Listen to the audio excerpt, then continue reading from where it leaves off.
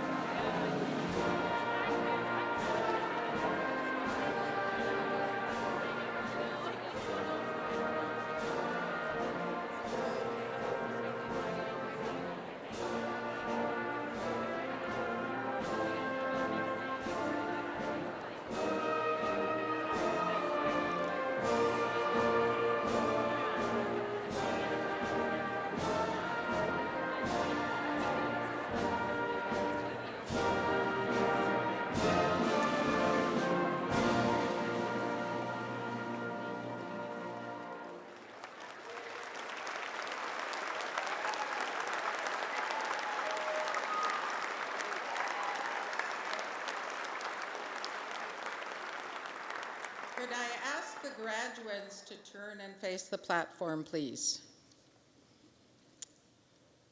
Thank you. Good afternoon, ladies and gentlemen, and welcome to our Spring Convocation 2017.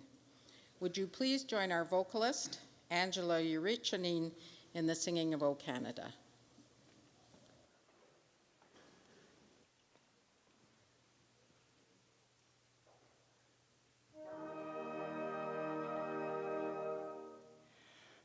O Canada, our home and native land, true patriot love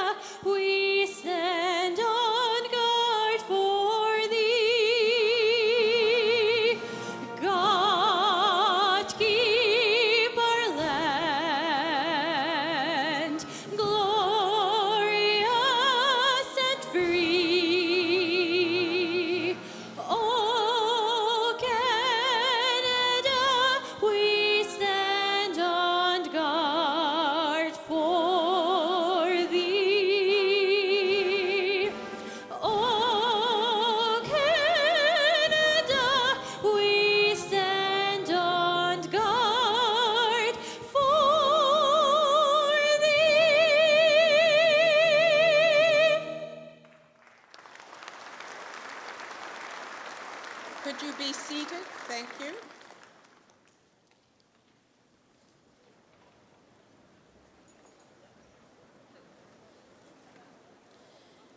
Welcome to all this afternoon's graduands, to your family and friends, to distinguished guests and members of the university community.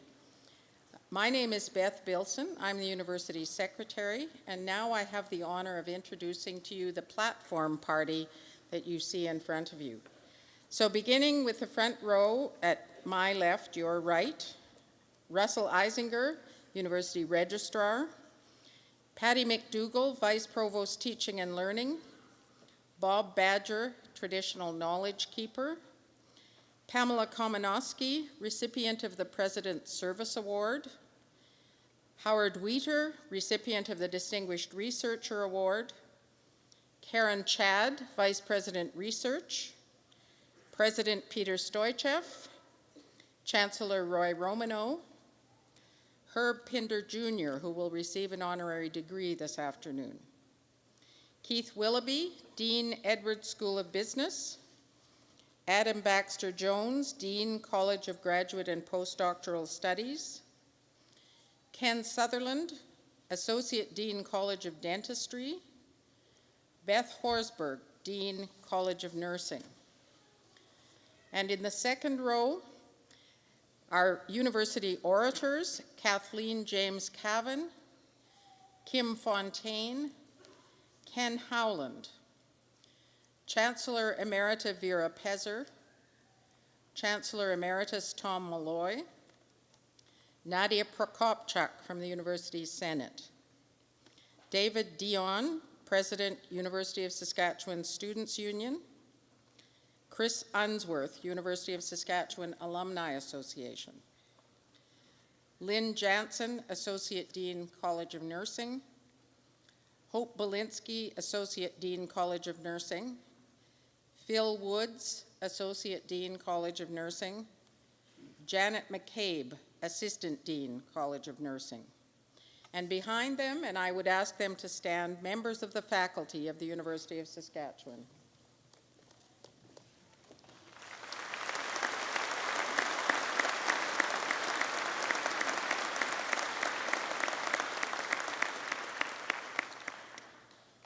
Could you please join me in expressing to all of these faculty, administrators, and members of our governing bodies our thanks for the work they have done by supporting, teaching, and encouraging our graduates.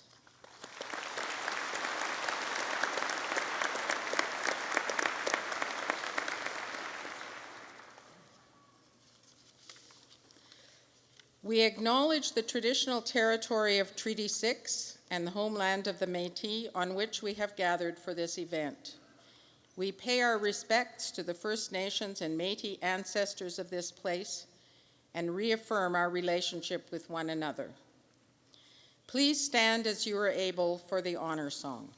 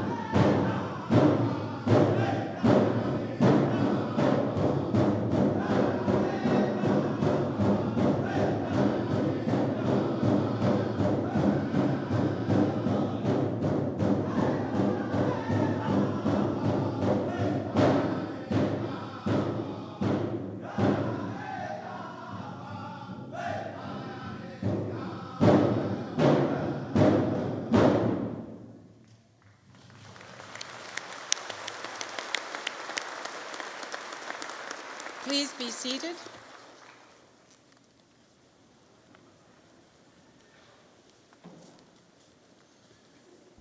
Well, good afternoon, everyone.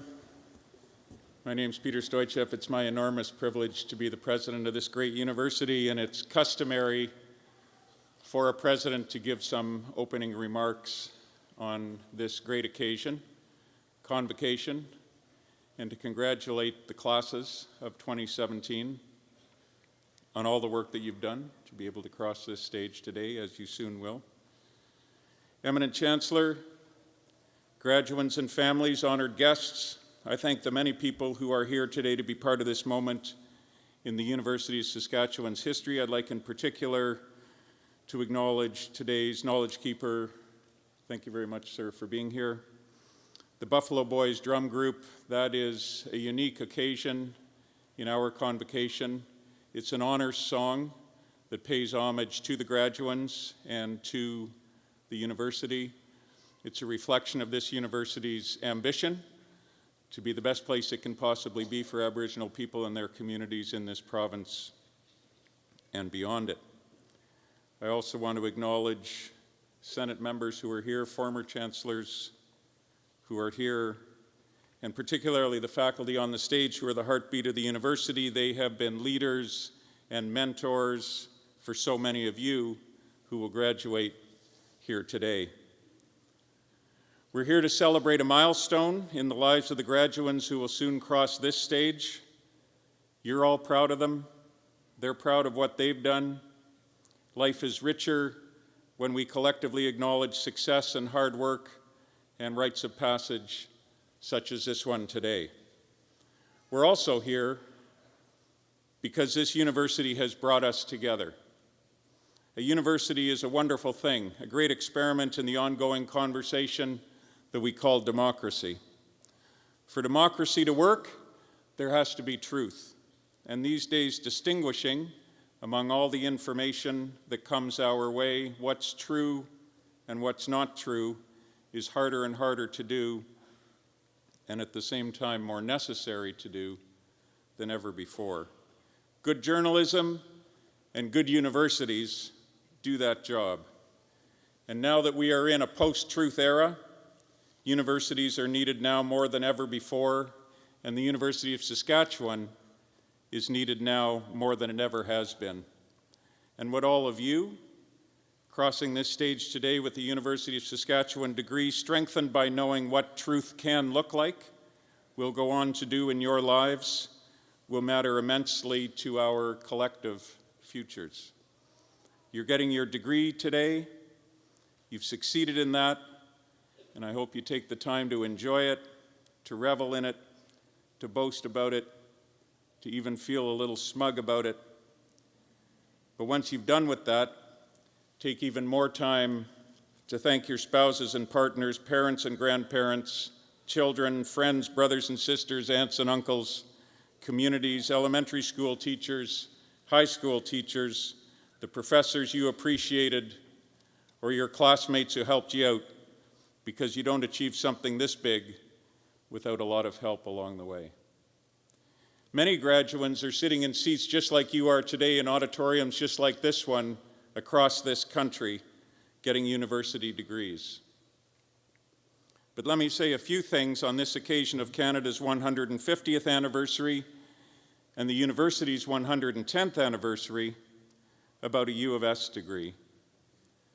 This is the home of the cobalt-60 radiation therapy technology that revolutionized cancer treatment in 1951 and saved the lives of millions of cancer patients around the world.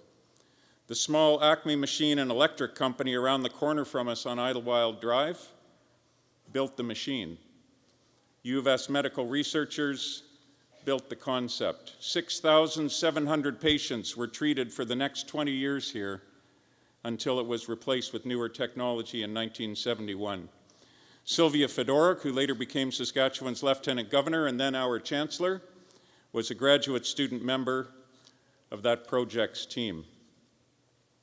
Some of the country's most formative political leaders got their degrees here. Prime Minister John Diefenbaker, Governor General Ray Natishan, Premiers Grant Devine, Brad Wall, Lauren Calvert, and of course, Roy Romano. All in all, 8 Canadian premiers have been students at the U of S, dozens of Canadian ambassadors to countries around the world.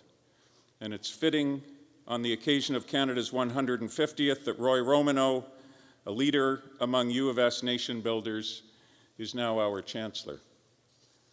In fact, he's been welcomed so warmly that he's going to run for office again.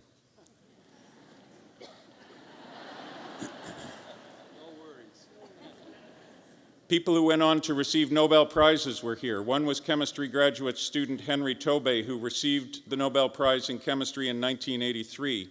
Another Nobel laureate from the U of S was Gerhard Hertzberg, who was offered a position in physics in 1935 by our first president, Walter Murray.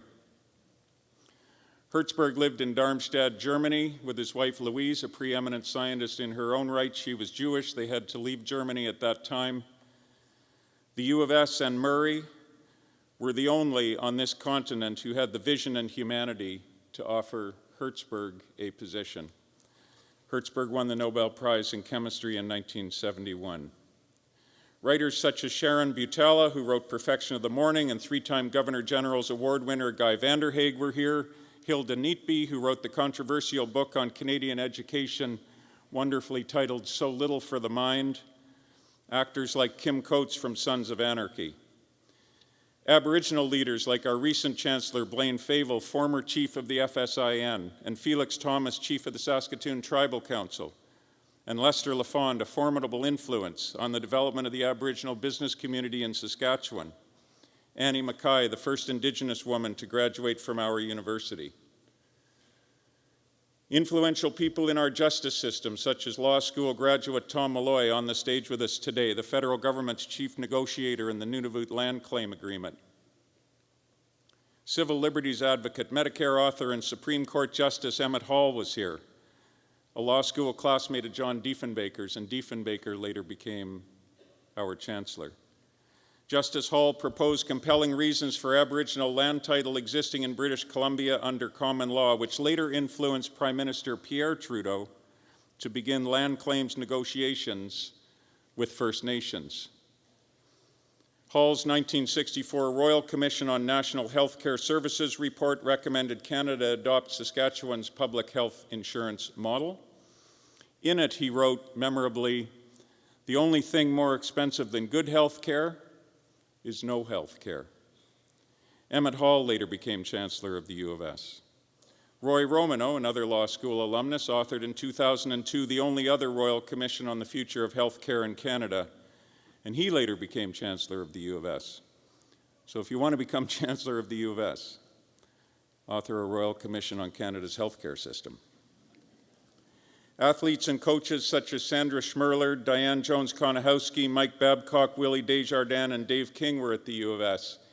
In fact, 3, recently 4, of the NHL's head coaches were student athletes here with Huskies hockey, and I don't think there is a major league sport on the face of the earth that had at the same time 4 head coaches from the same university. At last week's YWCA Women of Distinction Awards banquet, 26 of the 50 nominees were from this university. This university has served the city and the province in extraordinary fashion. I'd be remiss in not pointing out that the College of Dentistry has supplied 85% of the dentists in this province. But in this, Canada's 150th anniversary, we can also be proud that the U of S has been a nation builder. The historian Desmond Morton has called Vimy Ridge, and this is the 100th anniversary of that momentous battle, a nation-building experience. The whole First World War was won for Canada. Of the 345 U of S students, faculty, and staff who enlisted in it, 69 sacrificed themselves in the line of duty. They're commemorated on the university's memorial gates on College Drive. More than 100 more were wounded, and 33 were awarded Medals of Valor. The university gave so many brave soldiers to the cause. The School of Engineering closed its doors for the 1916-1917 academic year when the faculty and students enlisted en masse. Nation builders, for sure. 110 years after we began, we are now seen as a research leader in this country, with Canada's only synchrotron, where we figured out how to produce medical isotopes using a particle accelerator instead of a nuclear reactor. There is a huge national and international demand for these isotopes, due in part to the imminent closure of Chalk River in 2018. We've got a cyclotron that is now providing the medical isotopes to Royal University Hospital, a fitting homage to that cobalt-60 work that was done here over half a century ago. Our Global Institute for Food Security will help feed a hungry world. Our Global Institute for Water Security will help us understand floods and droughts. These two institutes received the country's largest research grants ever earned by Canadian universities. The competition for these grants was fierce, and we are the only university to have received two of them. These institutes are examples of how we bring together different parts of the university to work together on global problems. With 17 colleges and graduate schools, we have more disciplines than any Canadian university of our size. This is a crucial feature of who we are, because although we do not know what the solutions are to the major challenges facing us today, we do know this, that they're not going to be solved by a single researcher in a single discipline, but by many people from many disciplines working together. We are poised to help do that with faculty like the ones on stage before you who are at the cutting edge of research, scholarly, and artistic work. All these things matter. All these things will help make Canada and the world a better place. It's for these reasons and more that we're on one of the top research-intensive universities in this country. On his train trip out here to begin his work as the first president of the University of Saskatchewan in 1908, Walter Murray wrote to a friend of his that we are building for centuries. And that's what we will continue to do, to be a leader in developing local solutions to global problems, to be the nation builder we have proved that we are. I don't say all this only to boast, but really to emphasize that the degree that you have all worked so hard on today has tremendous value. Many employers tell me that when they see an application from a U of S grad, it gets special attention because the quality of the university is so high and because of the graduates' work ethic that's part of our prairie roots. And also because you haven't just learned a particular area of study, you've learned how to transfer what you've learned from one discipline into what's needed in another, to be able someday to solve problems that we can't even foresee today. You've learned about excellence, and excellence is a transferable skill. And like anything that has great value, it carries with it a great responsibility. Education brings benefit, but it also brings responsibility. In the end, most people in the world can only dream of getting to where you are. Educated, well-read, supported, self-reliant, networked, plugged in. This is not to say there aren't huge challenges, but you've worked hard and others have helped to get you to this point, and now what? A few brief thoughts on that.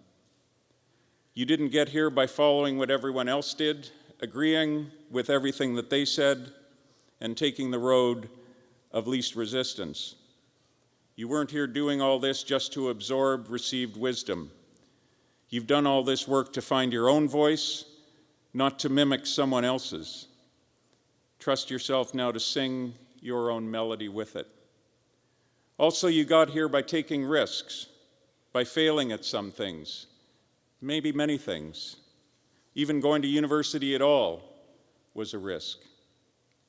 You didn't do all this work so that you'll live a failure-free life. You've done all this work so that your future failures will be for more important causes, and so that your successes will have more important impacts. And finally, I know you came here with at least some slight thought in the back of your mind that a university degree will lead to a great job and lots of money. And it's true that the chances are a lot higher that you will have those things with a degree than without one. But I've always cherished this sentence from a book called The Empire of Illusion by Chris Hedges, that the measure of a civilization is its compassion, not its ability to consume. And the compassion is not just for others, it's also for yourself. Help out those with less than you've now got, but take it easy on yourself while you're at it. The two go hand in hand, it turns out. And if you do get a great job and make lots of money, show even more compassion, making even more of a difference. Think of all of those who can't even imagine having the education that you've got. What would they do if they had it? What will you do now that you've got it? How can you give back to everyone who's helped you get it? Education brings benefits, but it also brings responsibility. In its 150th year, Canada needs people with degrees in your disciplines to help build a more sustainable world, a more equitable world, a world with the courage to embrace diversity, not build a wall against it, a country that can tell the difference between truth and its many imposters, a country that responds to the Truth and Reconciliation Commission's 94 calls to action, because as Justice Murray Sinclair, now Senator, stated at the U of S almost 2 years ago now, education is the key to reconciliation. Our new vision document commits us to being an outstanding institution of research, learning, knowledge-keeping, reconciliation, and inclusion with and by Indigenous peoples and communities. And I am really grateful that the U of S is seen in this country as a participant, not as a bystander, in building reconciliation. And nursing has had a lot to do with this, and with service delivery in the North.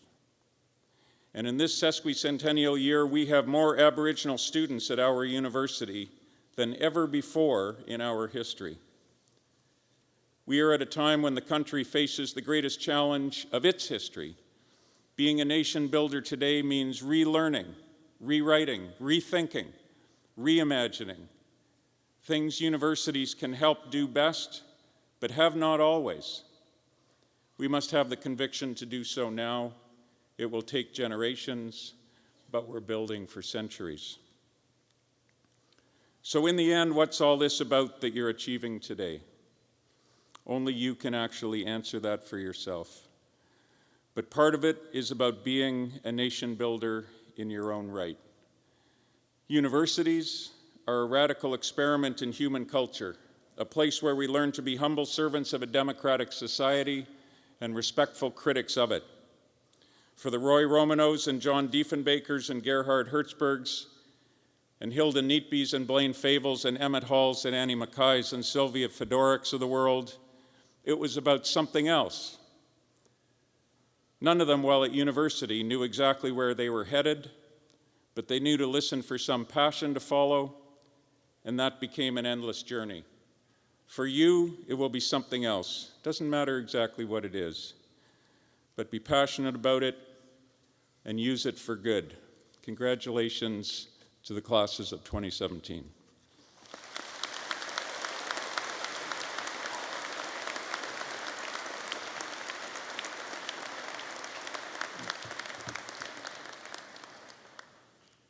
Good afternoon, everyone. My name is Keith Willoughby. I'm the Dean of the Edwards School of Business. Eminent Chancellor, on behalf of the Senate, I present to you Mr. Herb Pinder Jr. Most people in this province know Herb Pinder Jr. primarily because of the family name associated with multiple generations of the Pinder drugstore chain. But perhaps many of us don't fully realize the scope of his accomplishments. Whether it's in the area of sports, corporate directorships in agriculture and energy sectors, a leader who stands up and stands out, or a dedicated citizen who gives back and pays forward, Mr. Herb Pinder Jr. is truly a remarkable individual. He graduated from the University of Saskatchewan with a Bachelor of Arts degree, followed by a law degree from the University of Manitoba. Later, he earned a Master's of Business Administration degree from Harvard University, the very same degree and at the very same place his father attended after World War II. After a prominent junior hockey career, Herb was recruited to join the Canadian national hockey team and played in the Winter Olympics in 1968, helping Team Canada win a bronze medal. In 1969, he joined the Vancouver Canucks, only to have a serious injury terminate a promising professional athletics career. Rather than bemoaning this terrible twist of fate, Herb maintained his professional hockey connection by becoming a player's agent, eventually representing over 20 NHL players, including Trevor Kidd, Mike Richter, and Joe Nieuwendyk. But Herb's family roots display a stellar work ethic. His great-grandfather stuck out houses in Ontario and moved to Saskatoon in the early 1900s, eventually building over 400 homes.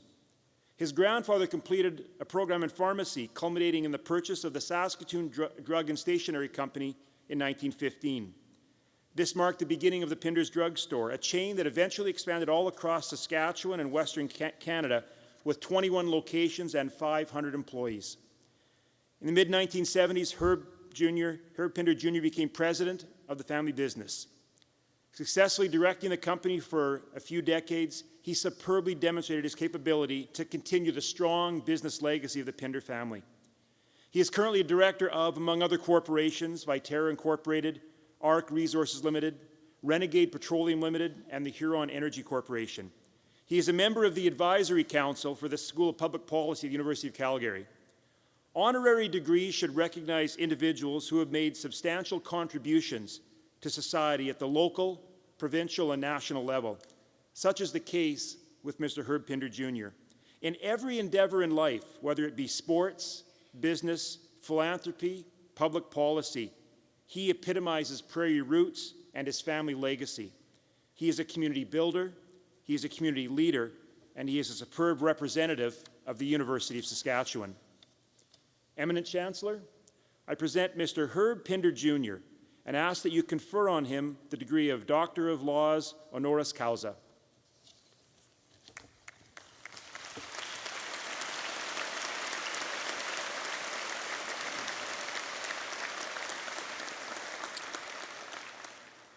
By virtue of the authority vested in me by the legislature of the province, and with the consent of the Council of the University, I admit you to the degree of Doctor of Laws honoris causa and invest you with all the powers, rights, and privileges pertaining thereto. Congratulations.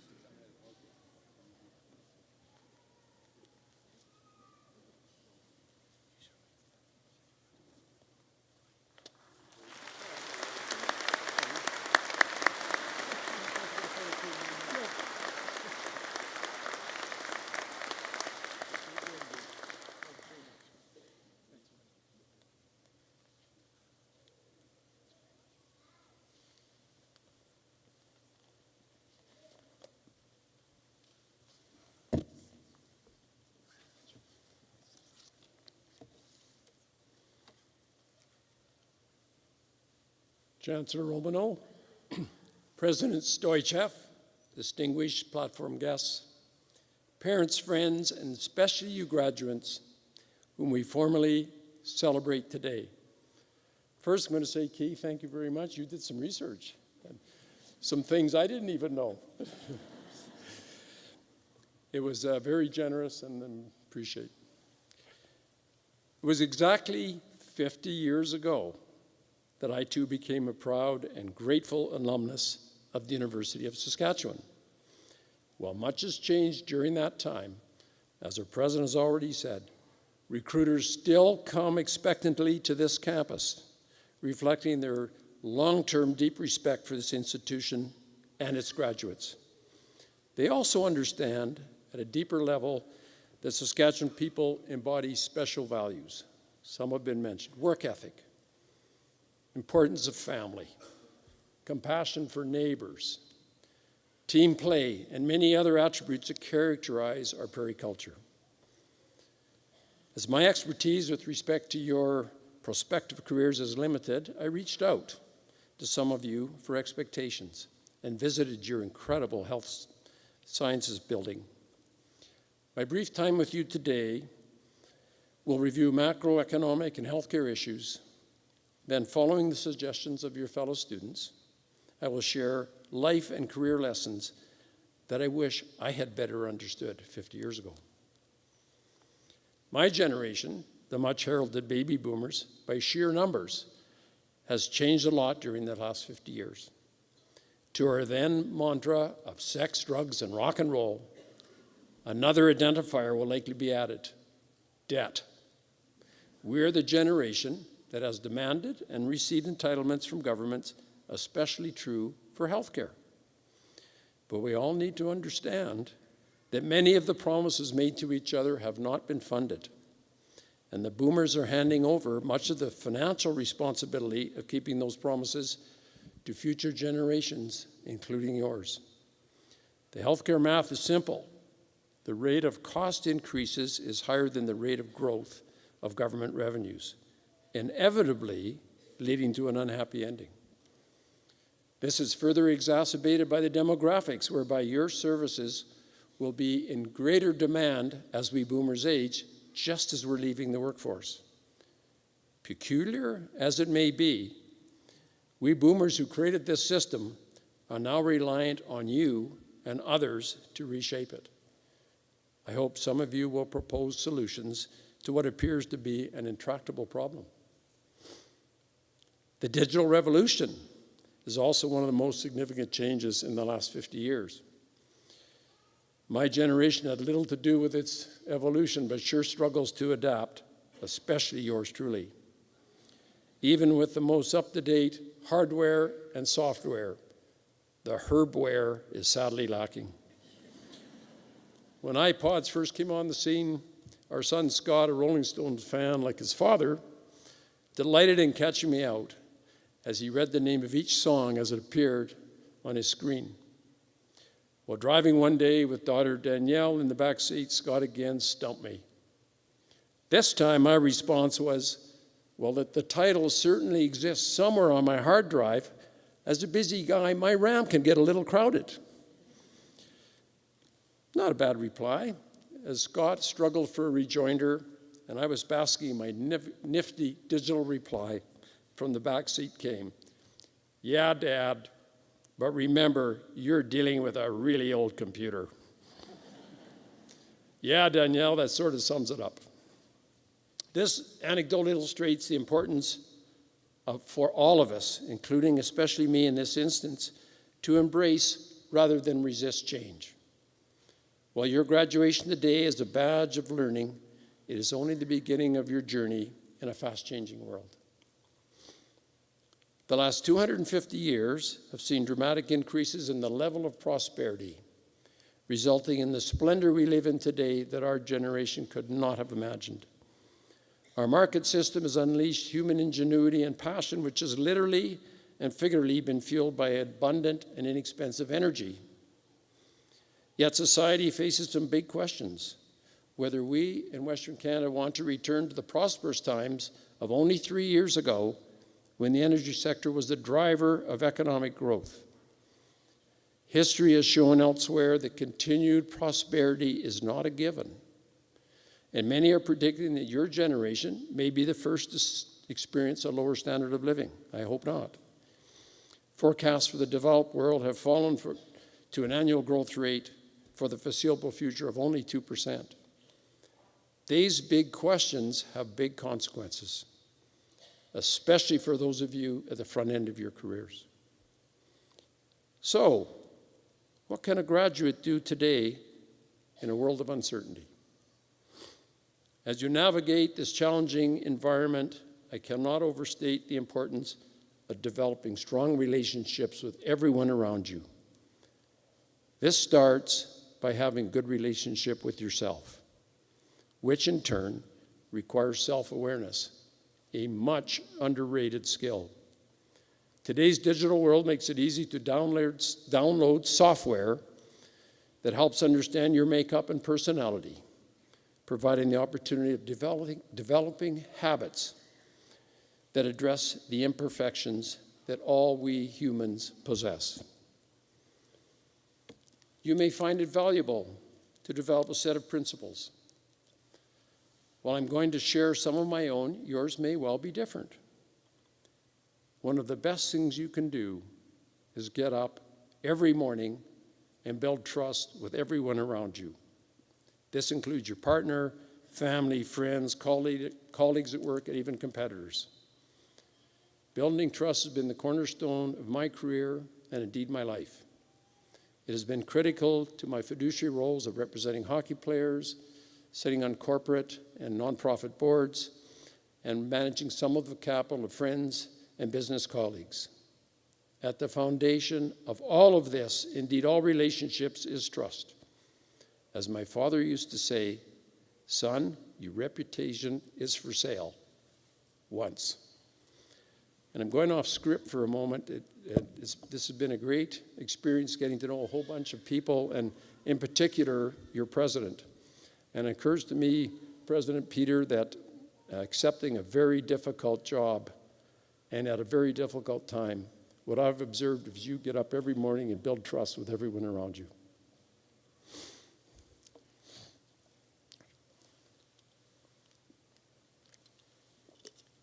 Trust is also at the heart of the most important decision you will ever make, your choice of life partner. Marriage, or its equivalent, is a wonderful way to live, but only with the right partner. I'm so grateful to share my life with Madeline, and together we're experiencing the joys and frustrations of learnings. I learned I have an old computer, a family life, and I hope you will be able to say someday what I often repeat: if you want to have a happy life, marry over your head. It is true that my trusting nature has led to several significant misjudgments that have been painful both personally and financially, and it is a risk I'm constantly endeavoring to manage. But it has also led to incredible friendships with like-minded people, many of whom have joined us here today to celebrate this occasion.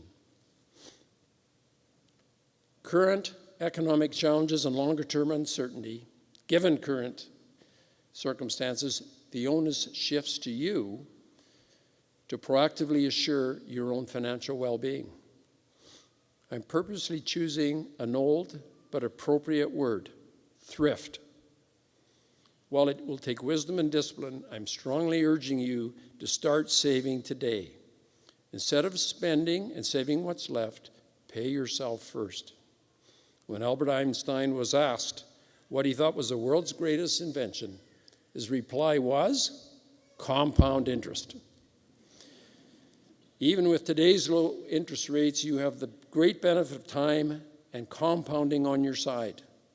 The corollary is, wherever possible, avoid debt. By borrowing, you are paying compound interest to someone else. I hasten to acknowledge there are occasions when debt is needed to finance important investments, and I applaud the determination and confidence of those of you who have financed your education by borrowing. My final suggestion today of your consideration is the importance of serving others. The magic of our market system is that the result of each individual pursuing his or her self-interest ultimately benefits society, including creating the ability to provide those in need with a hand up. Whether driven by curiosity, benevolence, profit, or some other motivation, it matters not. A commitment to patient excellence enhances your practice, the reputation of your hospital, and advances healthcare to the benefit of society. Your ability to serve others is the foundation of a successful career and ultimately for a successful healthcare system. My further hope for you is that your journey will include serving others as a volunteer.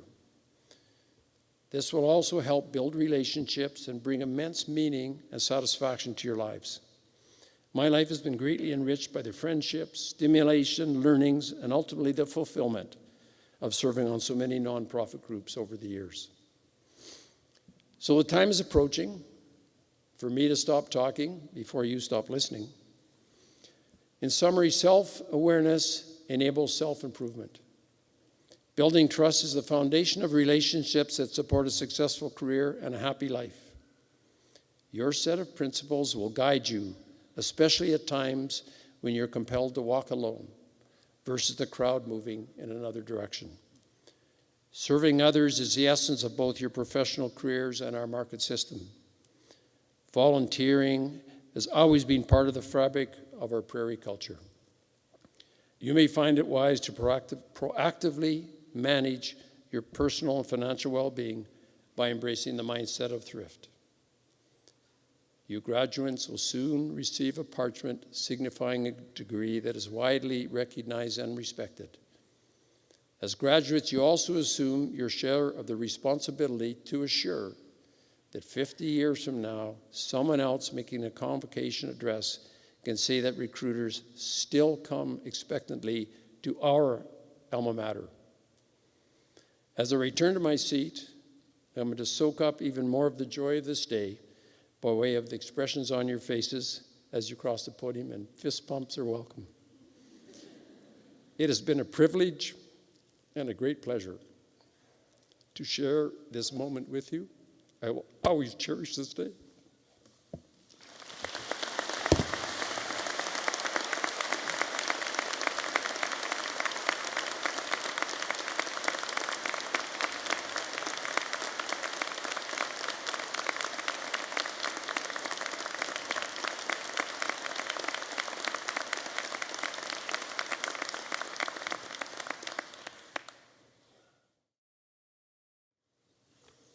Eminent Chancellor, Mr. President, members of the University Senate and Board, I present to you the petition of the Council of this university that the candidates to be named, having fulfilled all the requirements of the bylaws, may, with your permission, be admitted to the degrees, diplomas, and certificates to which they are entitled.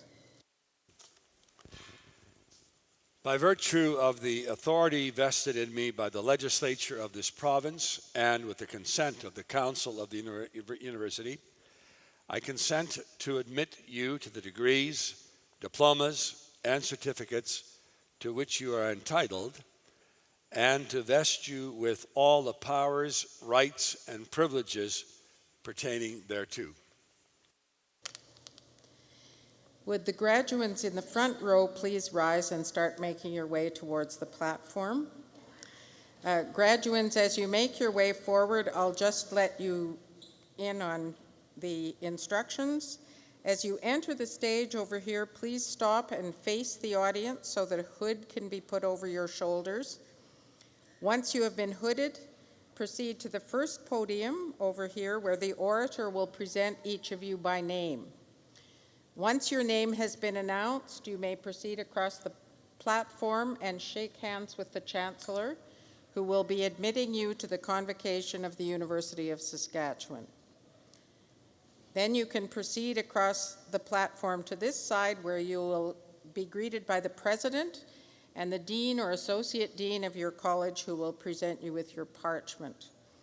As you go down the steps on this side of the stage, you will be welcomed as new members of the University of Saskatchewan Alumni Association by a representative of that association.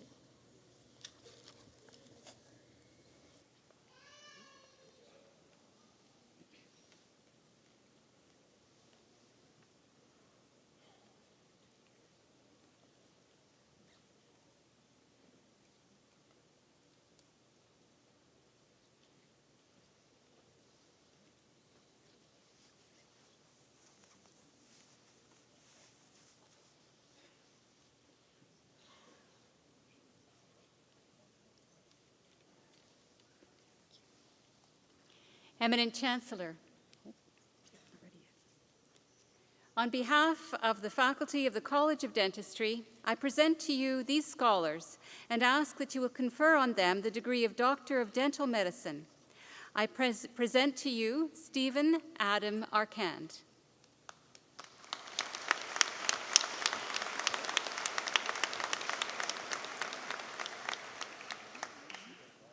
Kayla Jade Cardiff.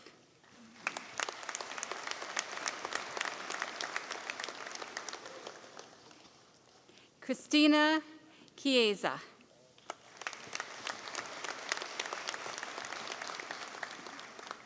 Andrew Peter Doig.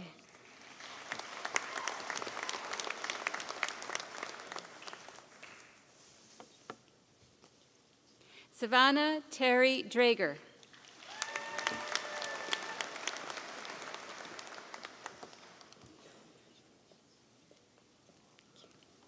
Jordan Kalis Enns.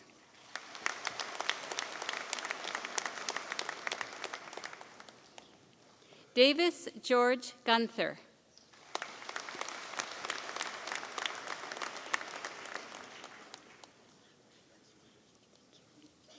Trislyn Brielle Herrick.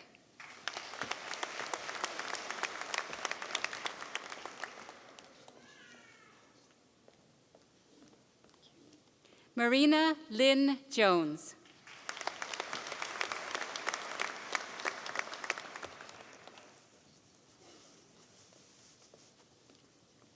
Grace Youngen Kang.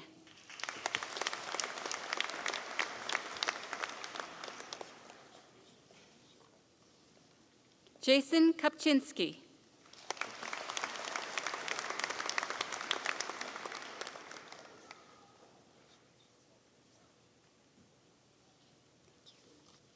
Brittany K. McDougall.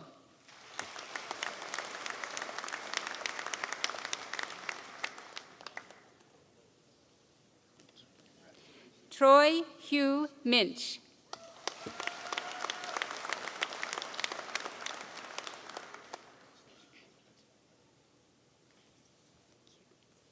Sarah Ashley Rayner.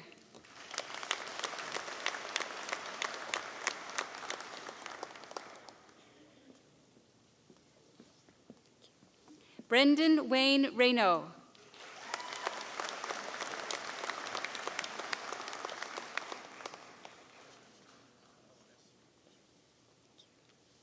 Daniel Jacob Saloom.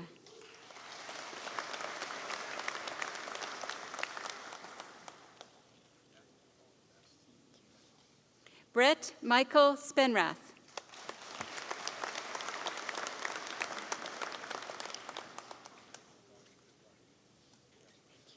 Radu Ioan Stefariak.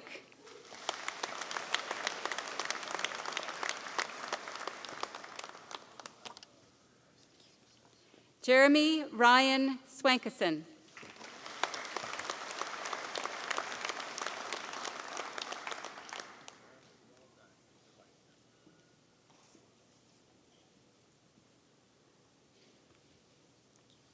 Lauren Taylor Tarasoff.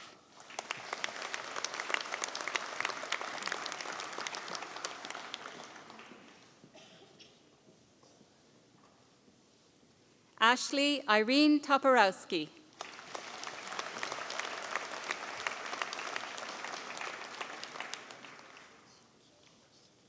Eric Philip Tutosi.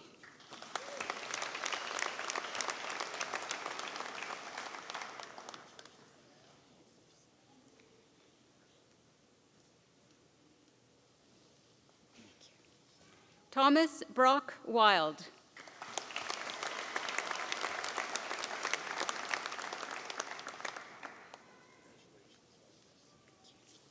Jessica Christine Zorkan.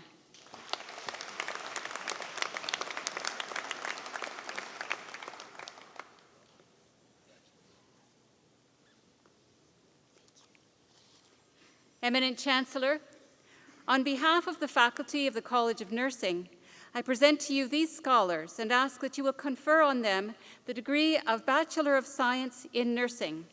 I present to you Ijeorma Favor Ardesorla.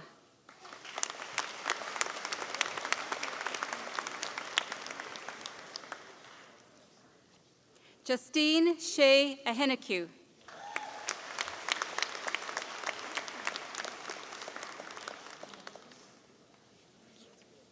Joyce Laura Allen.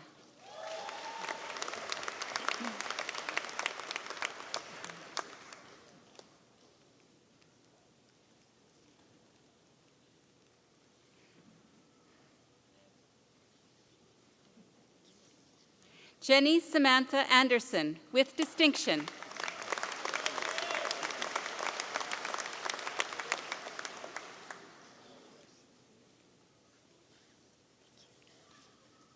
Devon Nicole Bacala.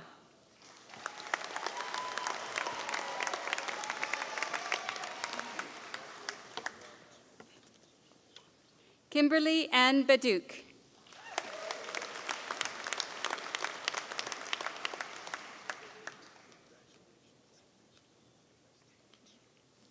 Catherine Margaret Baker.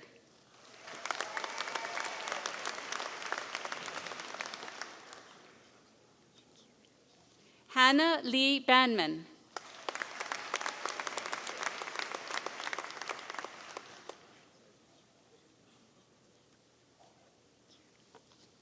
Taylor Ashley Nicole Barr.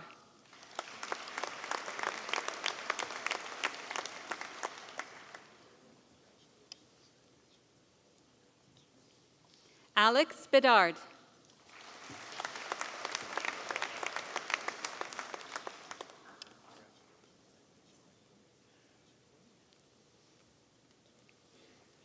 Amy Elaine Bame.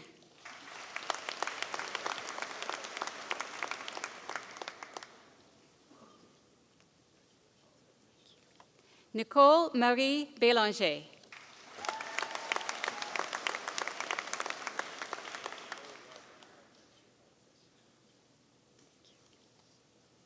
Ainel Sharon Bentin Sig.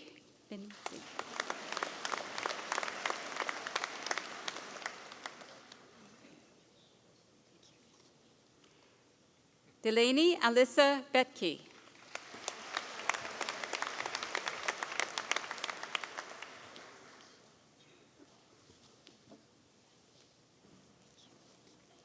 Sarah May Louise Bocking, with distinction.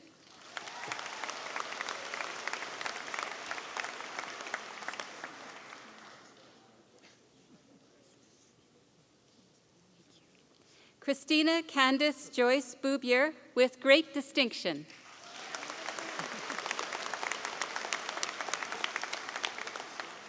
Nicole Colette Boutin, with great distinction.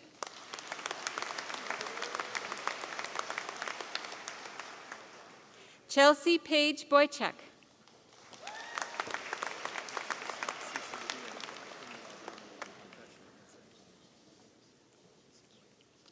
Bryce William Boynton.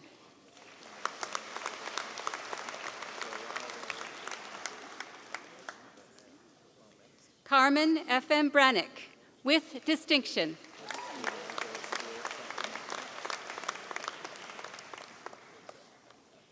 Tiara Jade Brown.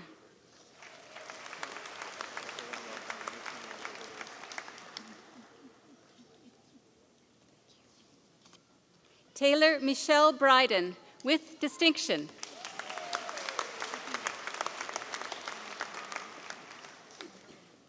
Julia Jane Bubnik.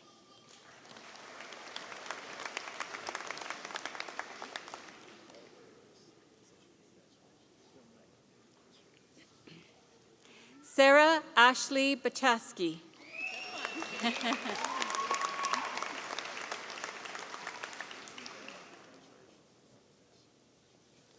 Caitlin Brianna Butz, with distinction.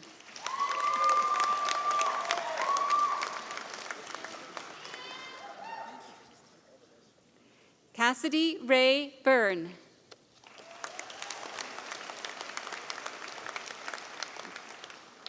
Brooklyn Joy Campbell, with distinction.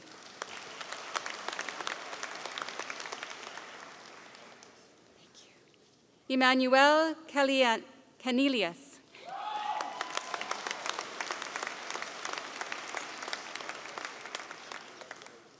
Francis Emmanuel Montenegro Capada.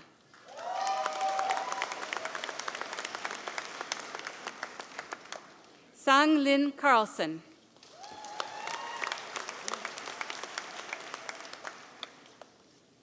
Tasha Renee Carrier.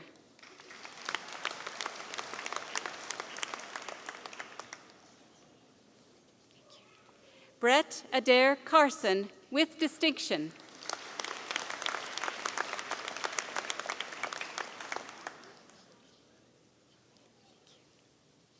Angèle Kathleen Charpentier.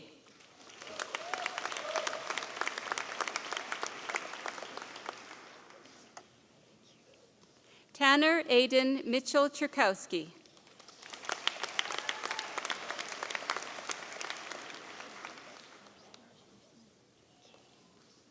Nicole Marie Choanek.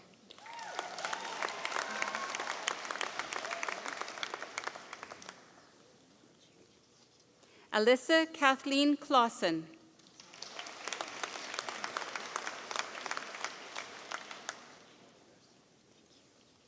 Margaret Clegg.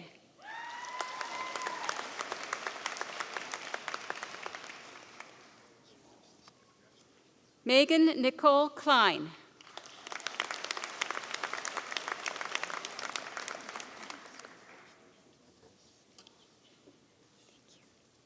Serena Arlene Cockwell.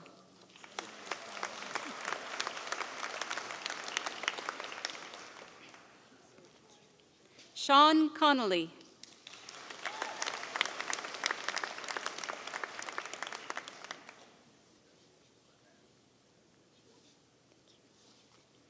Krista Loren Cora Castillo.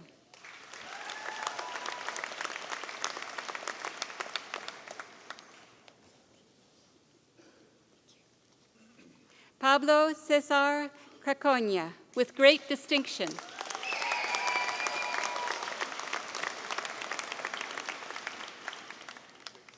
Andrew J. Craig.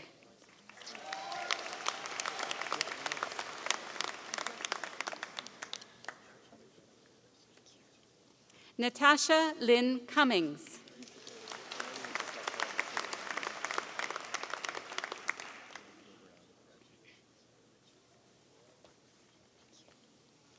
Sonia Ann Siren, with great distinction.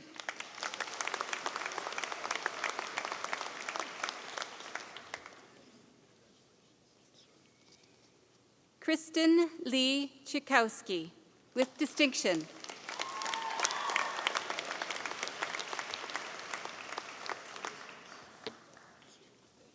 Rachel Aaron Derachuk.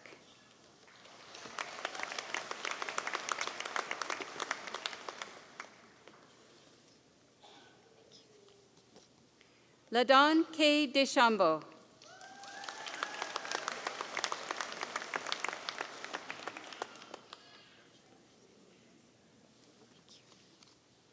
Dallas Morgan Dietrich.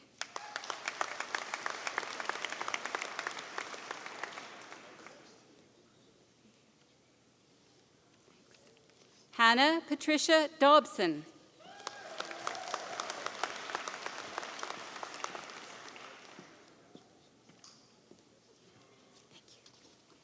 Leslie Bree Dolan.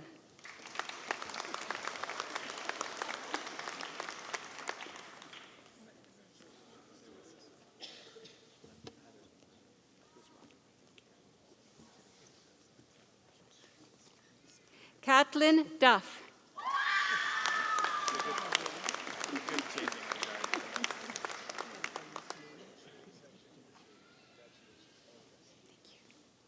Victoria Chiamaka Eribirichi.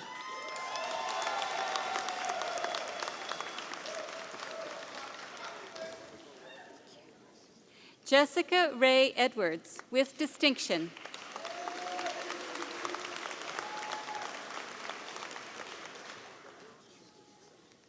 Madeline Renee Ellis.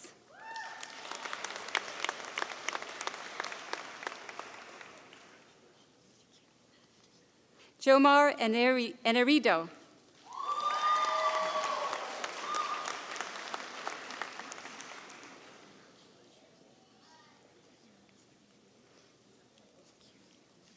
Jarrett Urker.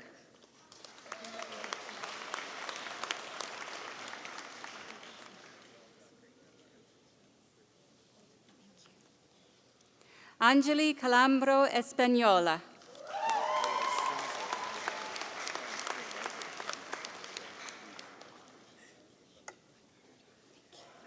Lisa Marie Finn.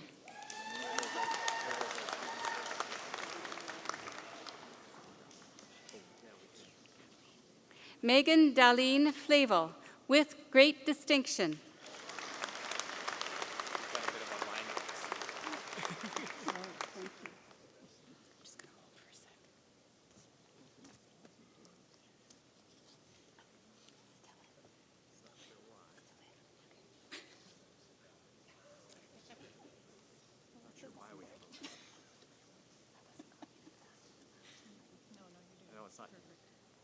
Something happened over there. Once they clear it. He's trying to make it lifelong.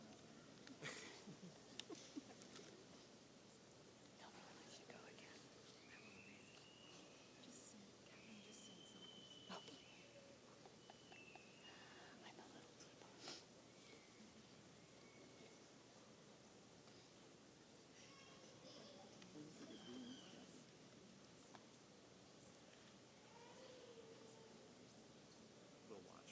So Okay. All right.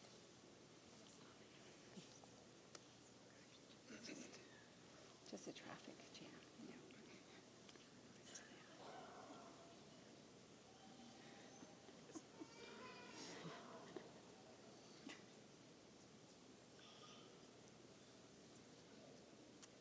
Okay. Alexandra Stillin Franks.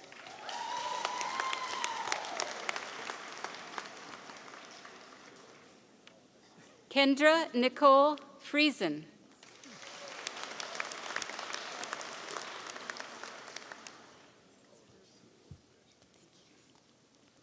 Jessica Ann Funk.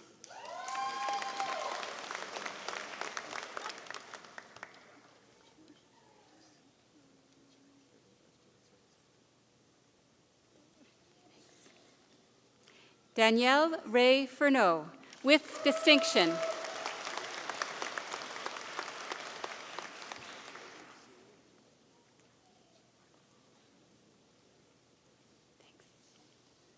Olivia Ann George.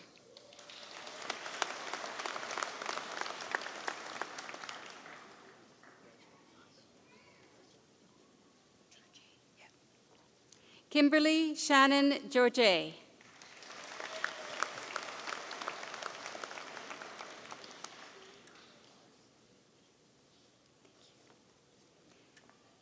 Kristen Gibson, with distinction.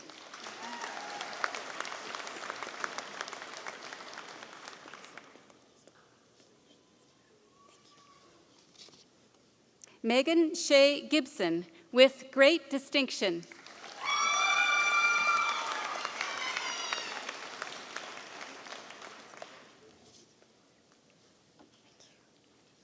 Amberly Graham.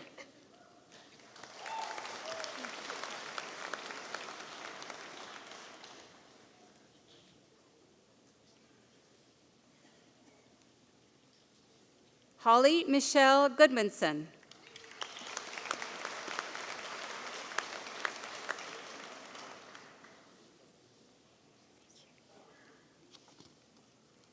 Riddhi Shri Gupta.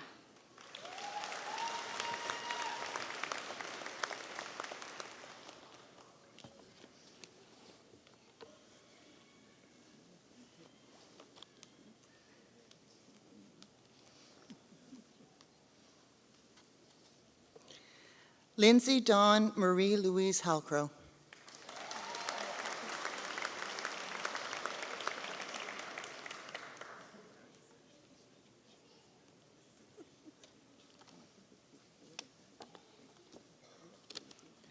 Jordan Marie Halverson.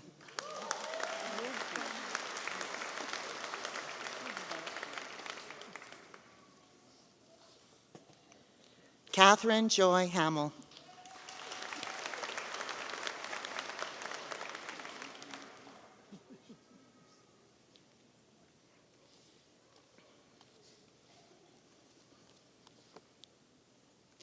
Sonia Marie Hanna.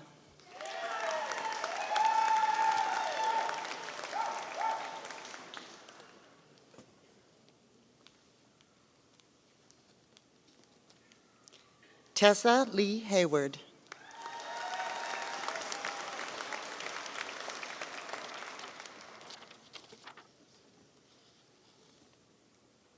Chantal Head.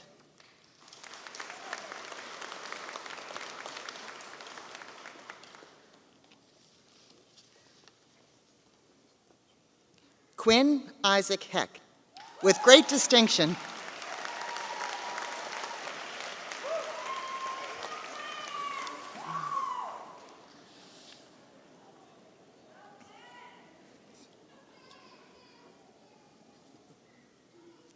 Jade Kristen Hine.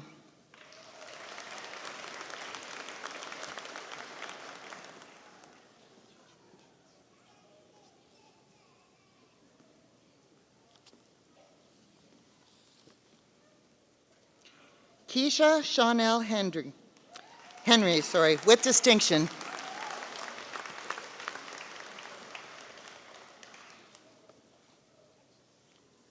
Shelby Lynn Hirschmiller.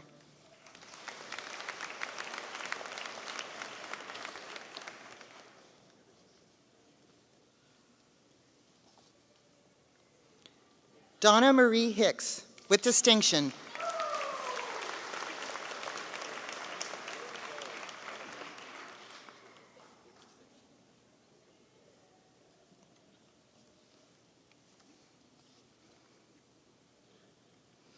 Amanda Nicole Hoffinger.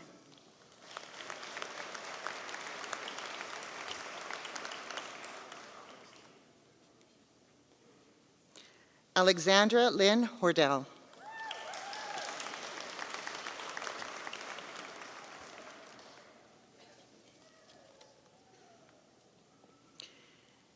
Hannah Karina Hundeby, with distinction.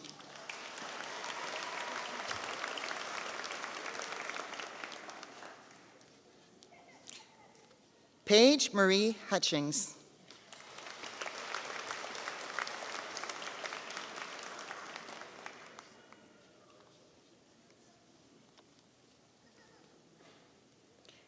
Kaylee Ann Virginia Irving.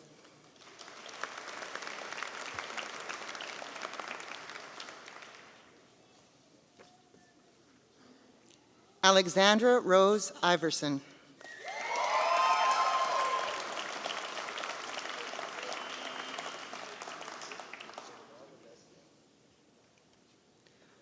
Ubi Ezekor.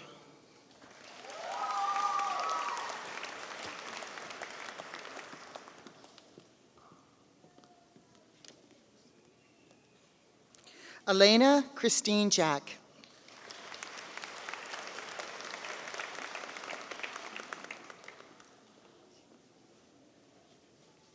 Carly Lee Jackson.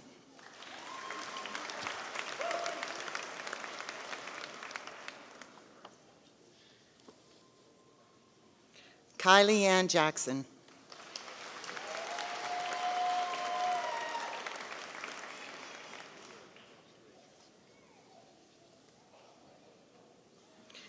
Megan Catherine Ann Jacobson, with distinction.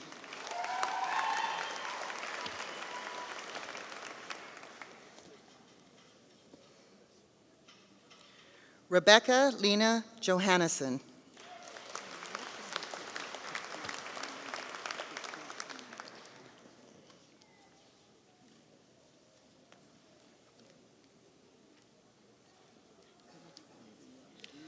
Siri Danielle Johnson, with distinction.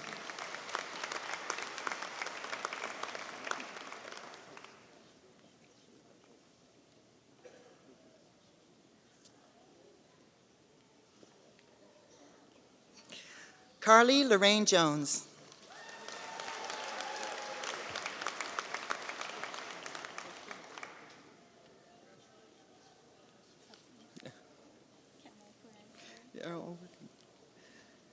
Fatima Kamalapur Ansari.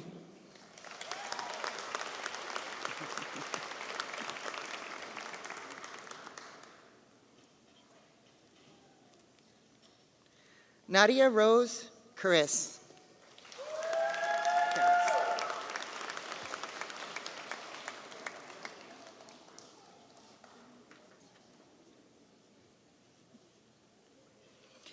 Erica Lauren Kendrick.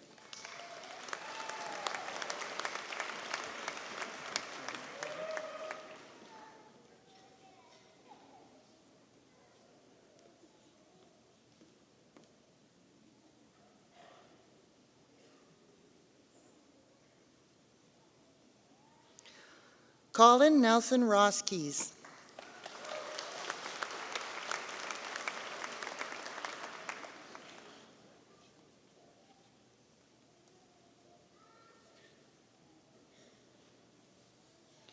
Lane Kirk.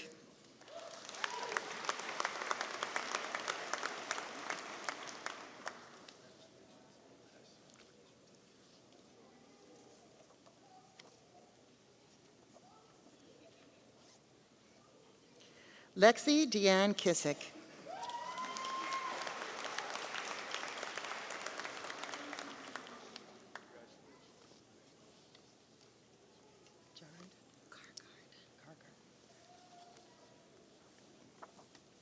Melissa Ann Cargard.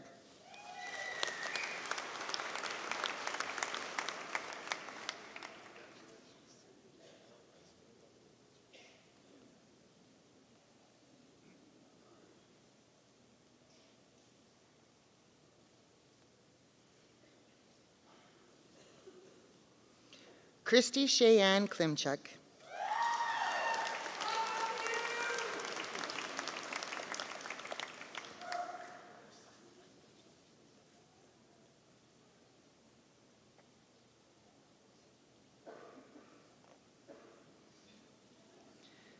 Tracy Noelle Elizabeth Knight.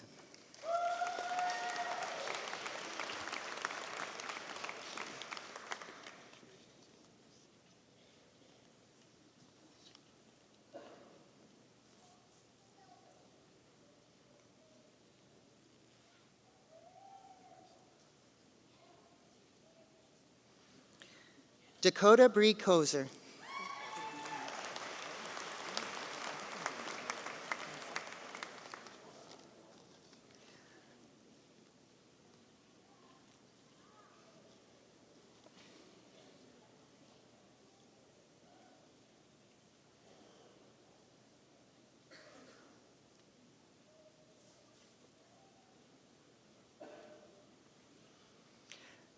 Kirsten Noelle Kodalak.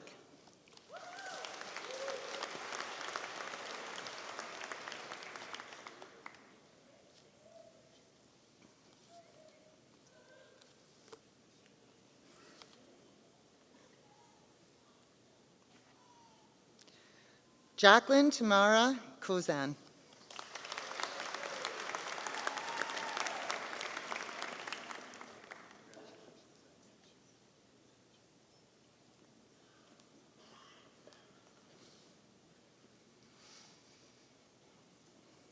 Ashley Caitlin Kraft.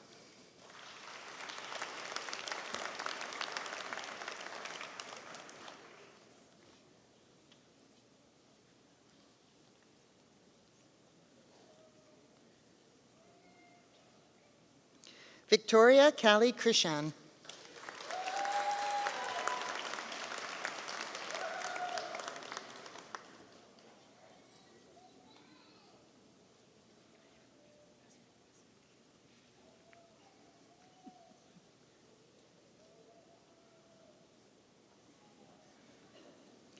Kathleen Michelle Kuzler.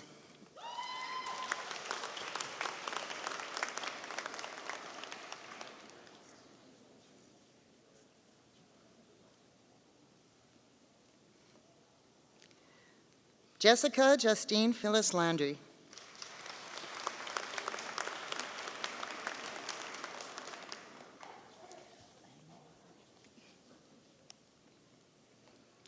Chantal Marie Langlois.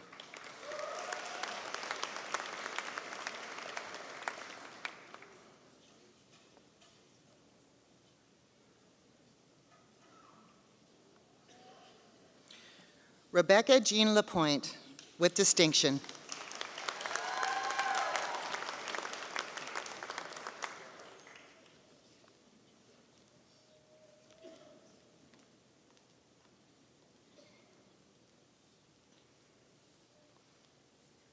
Joanna Lee Lariviere.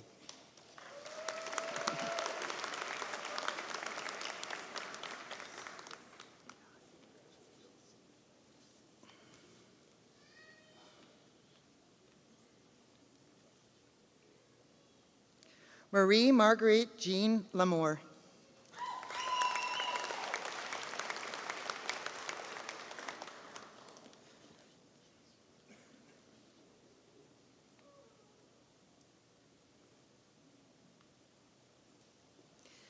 Lisa Anne-Marie Lastuca.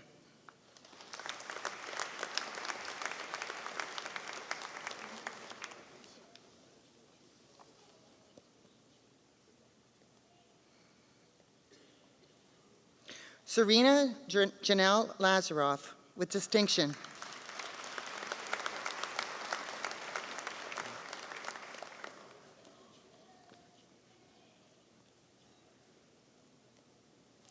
Brenda Lynn LePage.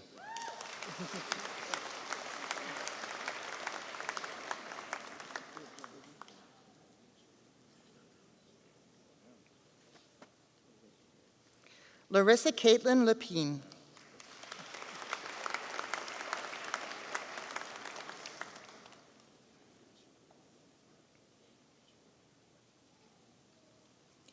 Jennifer Page Lung.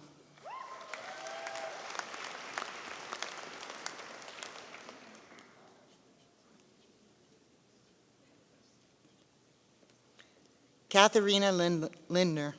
Sorry.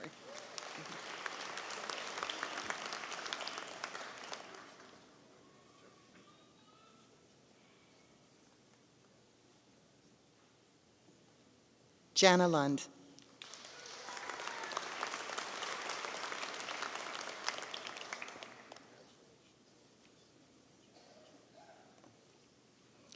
Jessica Michelle Maki.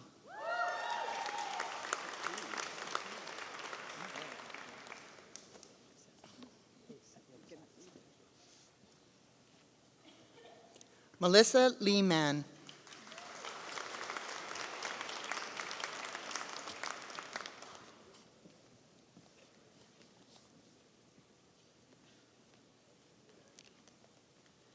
Jamie Lynn Mannix.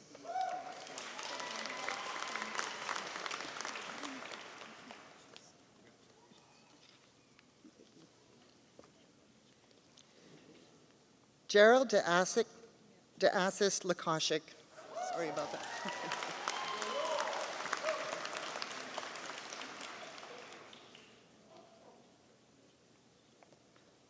Zachary Willie McNabb.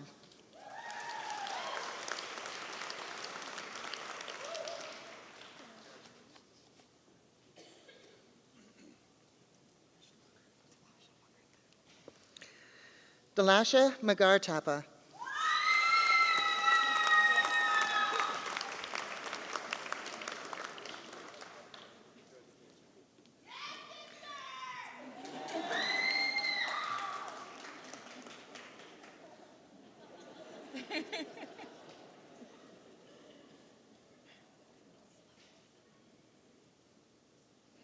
Eleanor Kathleen Manzini.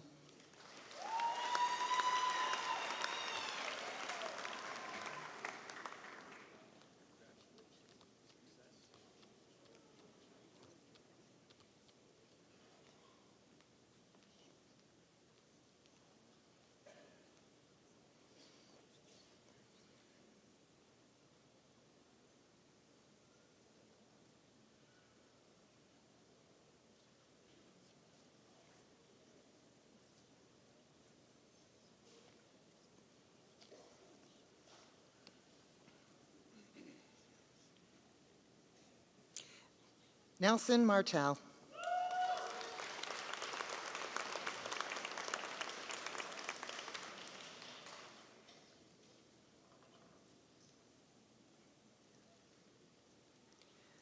Tessa Denise Martins, with great distinction.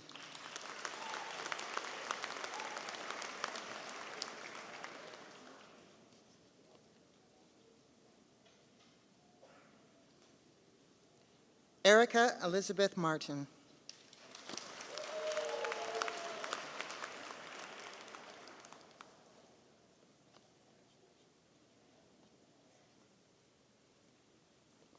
Tasha MacArthur.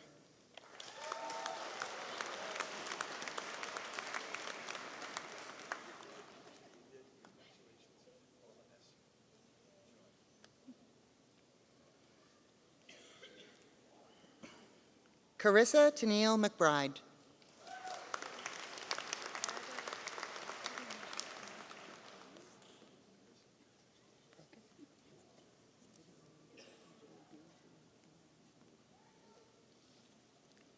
Brogan Gail McConnell.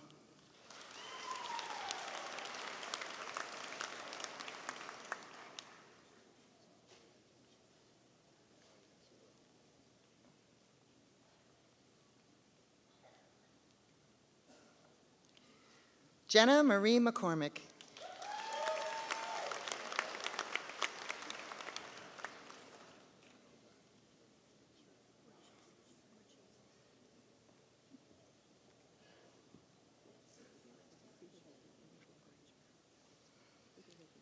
Karen Christine McGregor.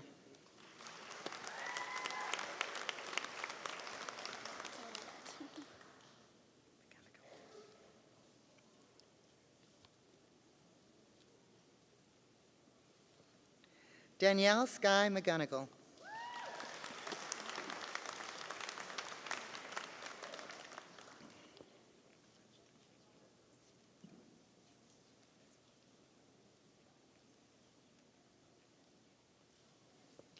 Christina Lee McClellan, with distinction.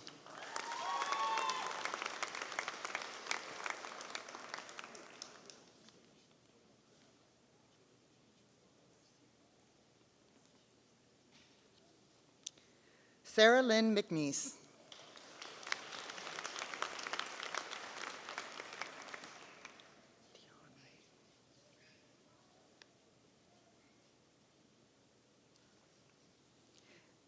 Dion John Meckelberg.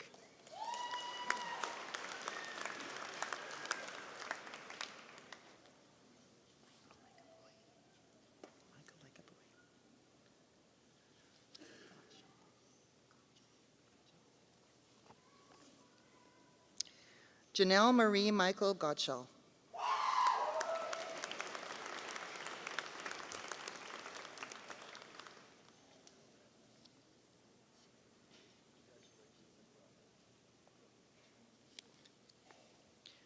Christy Flora Morasti.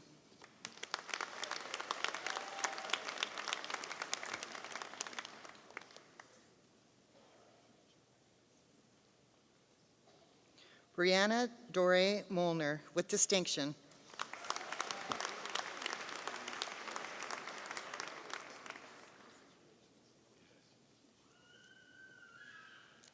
Charlene Marie Rochelle Monks.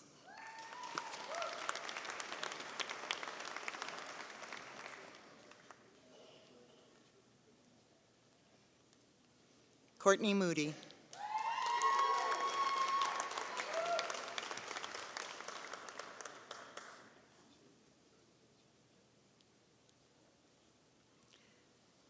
Lindsay Hillary Mork.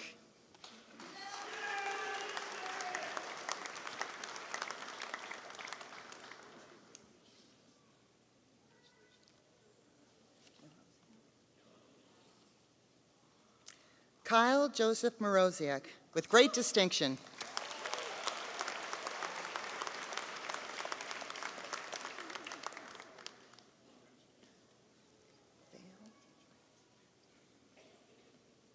Carly Vale Morris.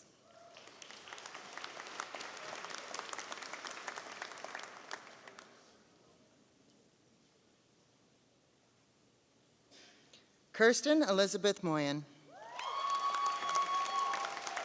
Oh, dear Lord. 210. I got it. 210 Mapungu.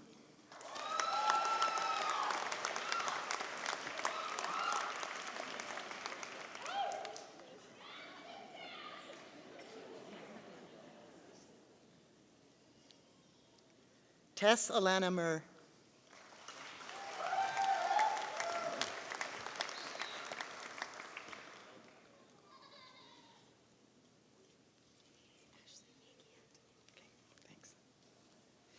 Ashley Ann Nagy Antonik. Hi.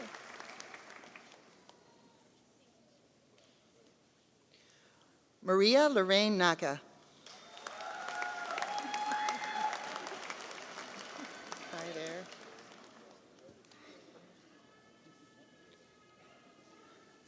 Nicole Catherine Nelson.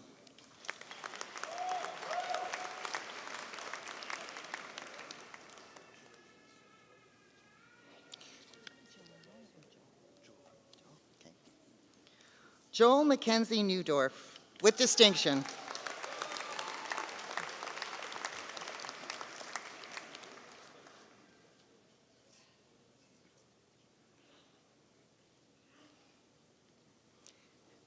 David G. Neufeld.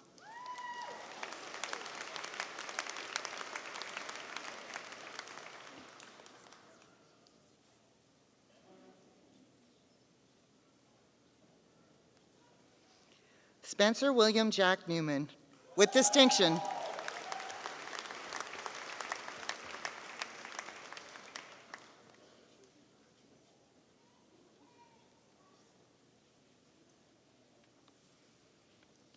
Maggie May Nickel.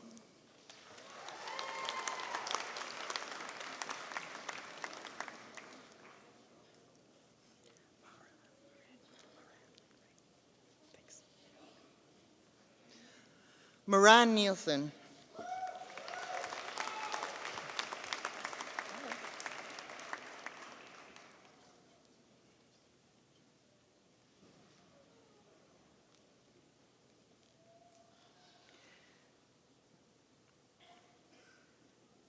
Jenna Eileen Nikiforuk, with distinction.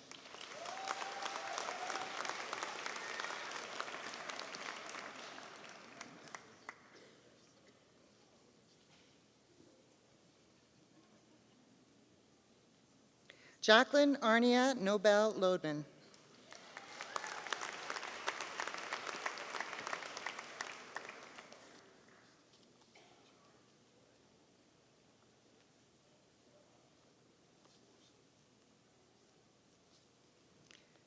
Paige Kirsten Morgan Nobert.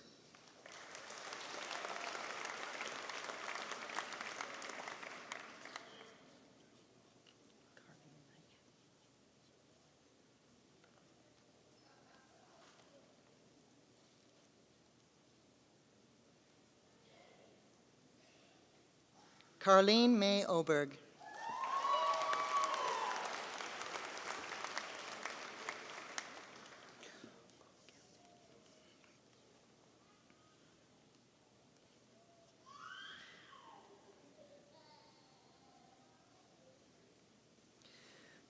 Justine Mary Ogilvie. Oh, here we go.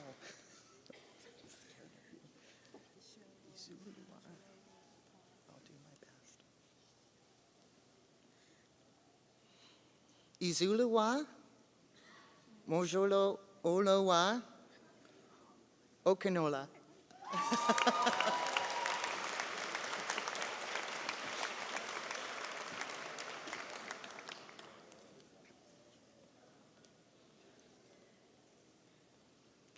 Kendra Lynn Olafson, with distinction.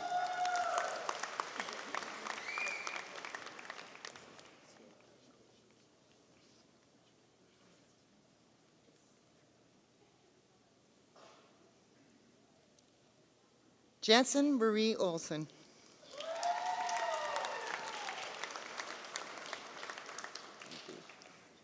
Congratulations. Jennifer Ruth Ong. Thank you.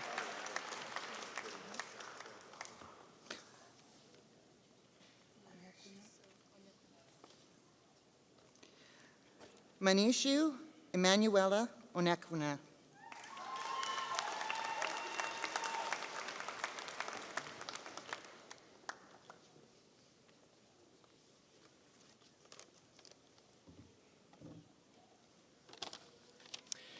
Brianne Elizabeth Page, with distinction.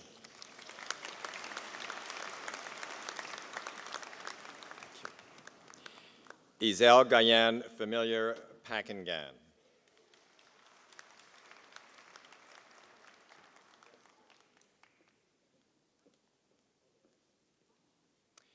Kelsey Rochelle Parent, with distinction.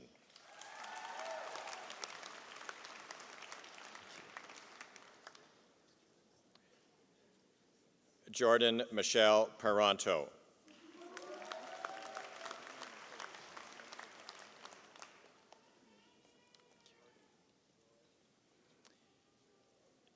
Jennifer Lisa Pierce, with great distinction.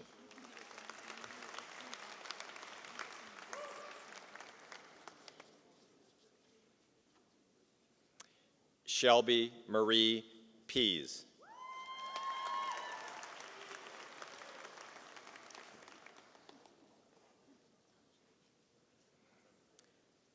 Cassia Rebecca Pellerin, with great distinction.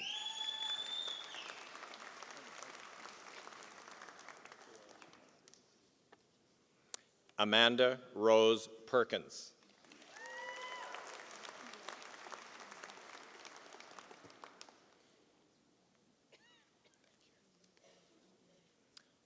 Holly Ann Peters.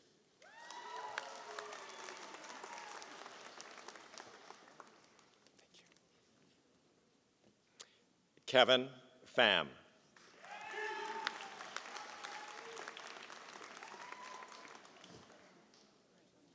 Okay.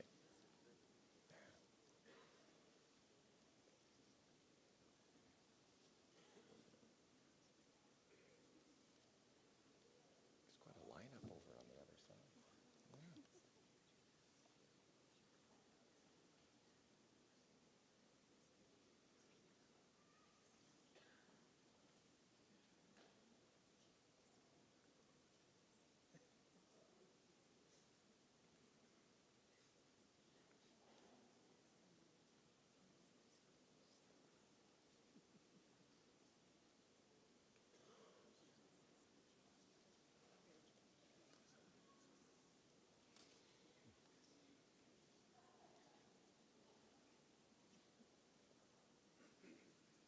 Okay.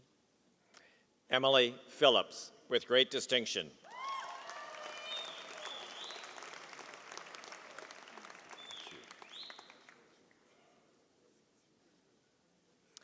Joel Lee Phillips.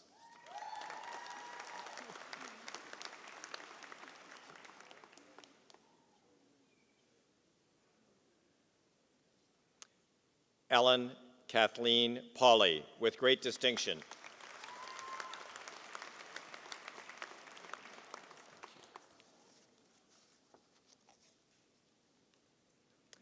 Kara Ann Porter.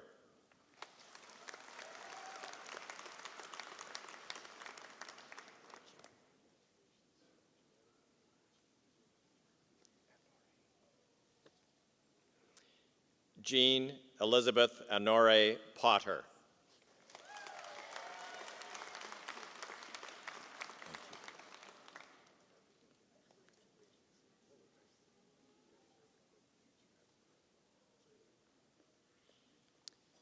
Tierra Noel Jean Potts.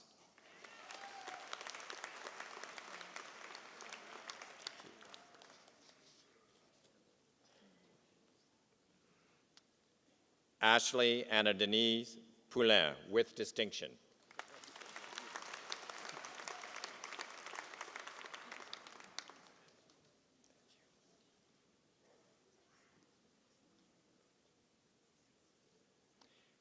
Alen Marinella Praxides.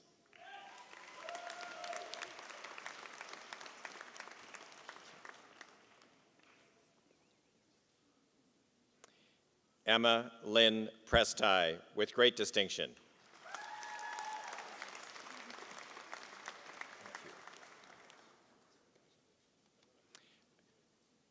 Alicia Ray Radix, with great distinction.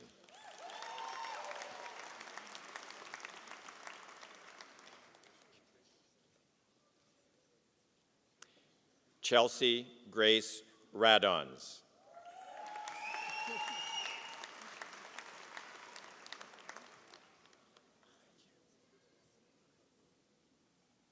Zohal Rafif.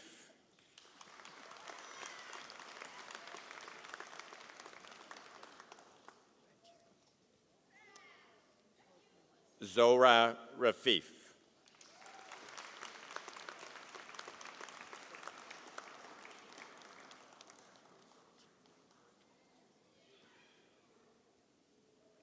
I'm just going to wait a minute because it's not online. The other side there.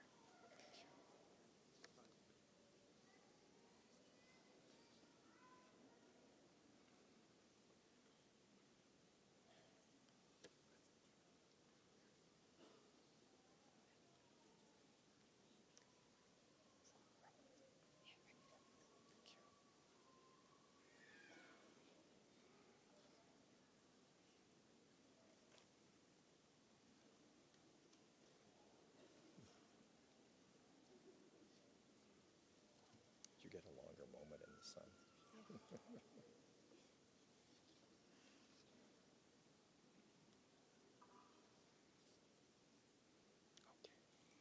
Alicia Violet Rekvi.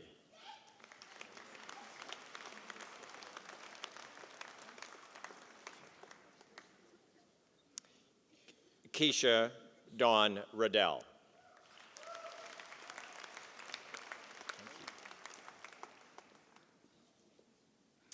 Danielle Robertson.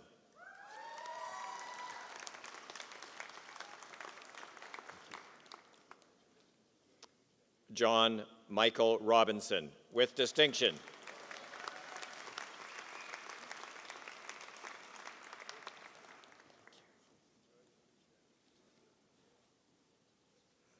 Melissa Lynn Rodrigue.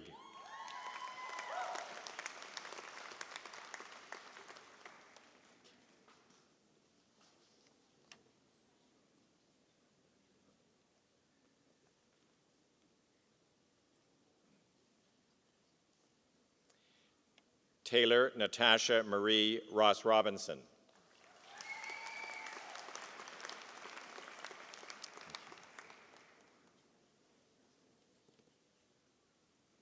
Just maybe wait a minute. There's a bit of a logjam.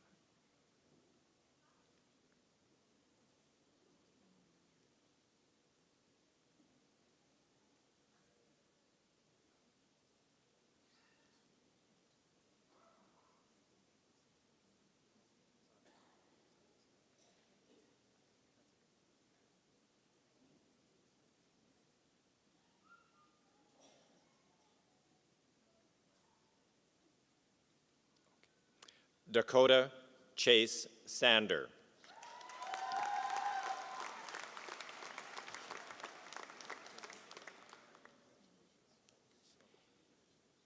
Simranjeet K. Sangha.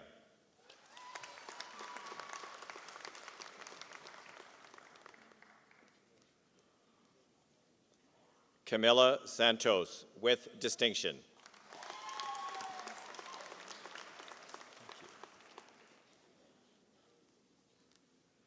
Sarah Hannah Schaefer, with distinction.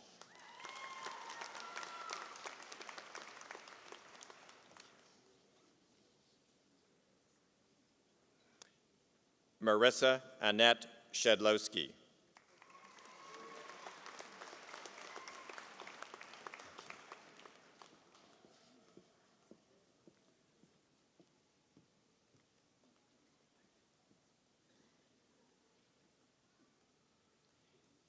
Jesselyu Stigall.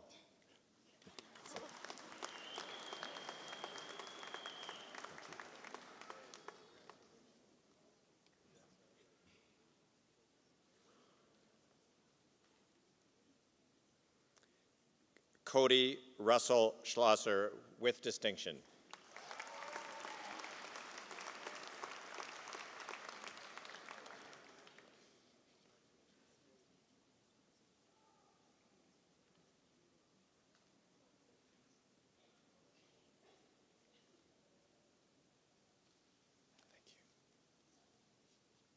Catherine Scott.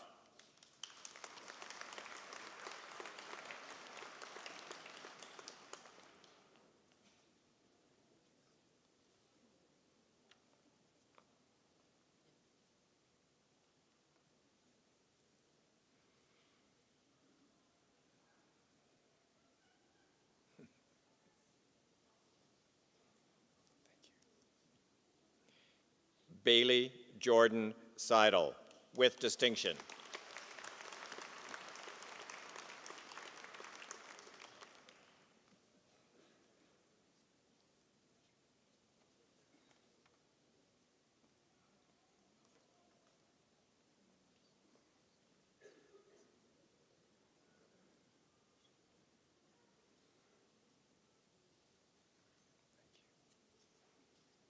Shani B. Sereo, with distinction.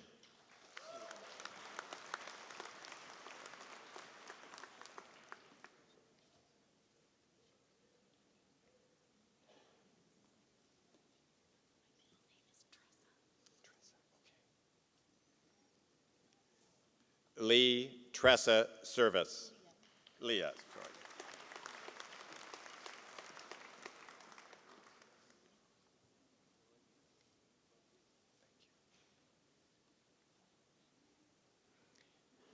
Chelsea Brenda Shaw.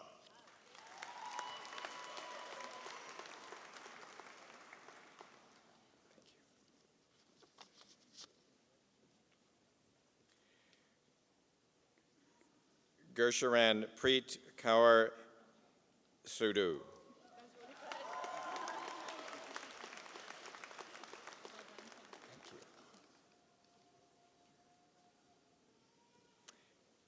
Sarah Lynn Brandy Siemens.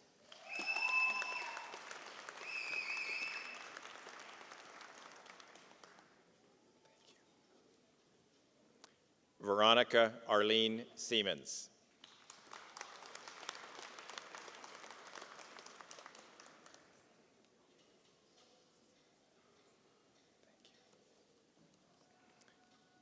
Moonraj Kaur Sahota.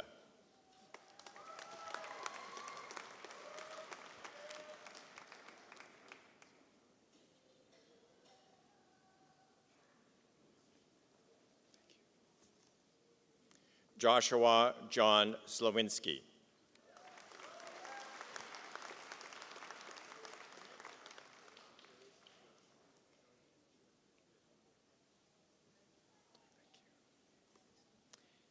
Taylor Alyn Smith.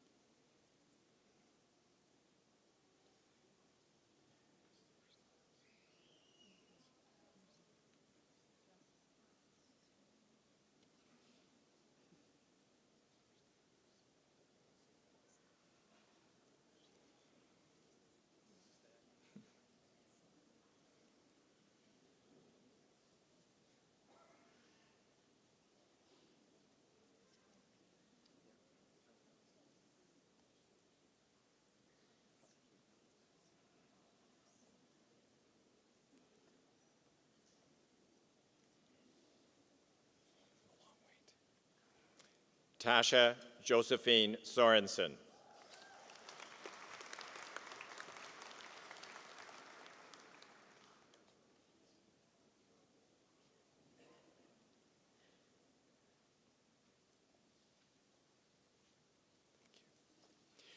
Nicholas Dale Sorosky.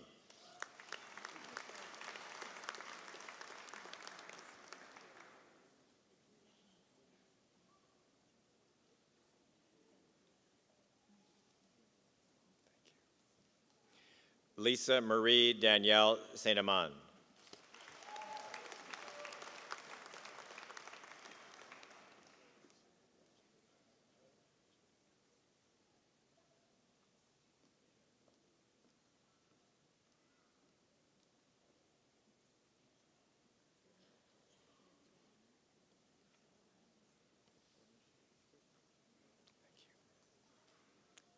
Cassidy Tyra Staniforth.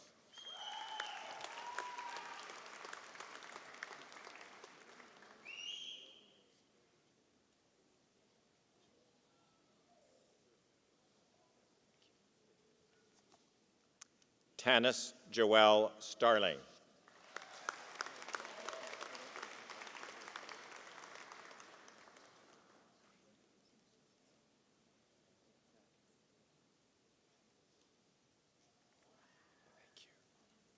Leah Page Stephanishin.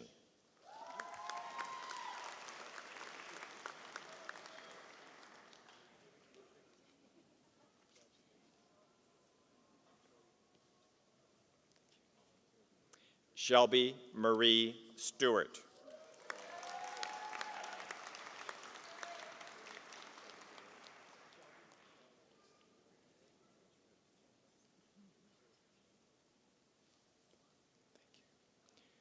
Jocelyn Sienna Strumich.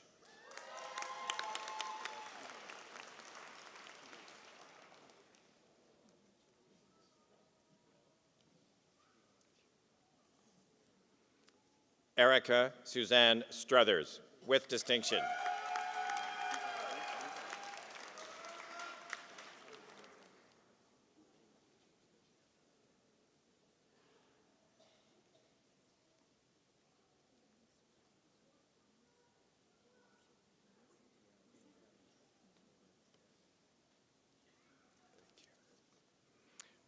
Brianne Cassandra Stubbs.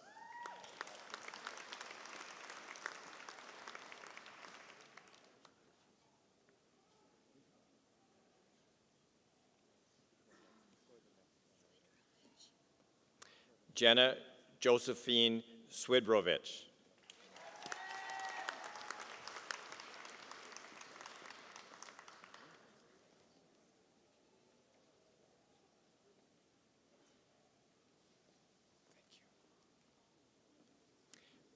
Chantel Marie Zautner.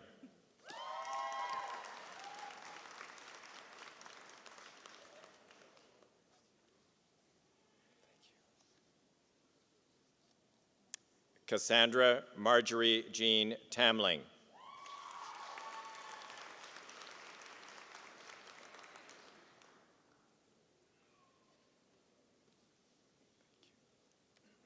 Miranda Helen Thibault.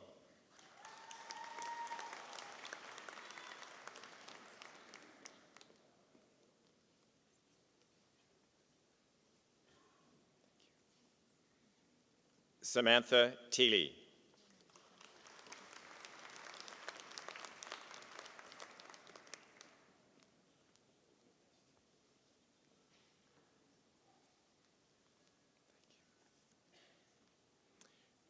Jodine Patrona Thomas.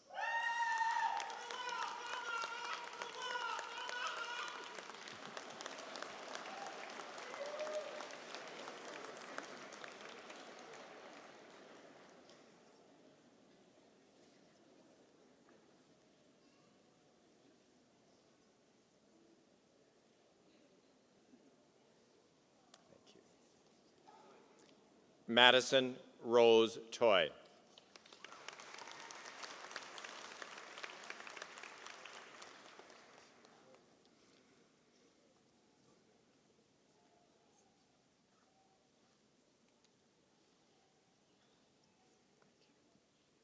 Brittany Brianne Turner.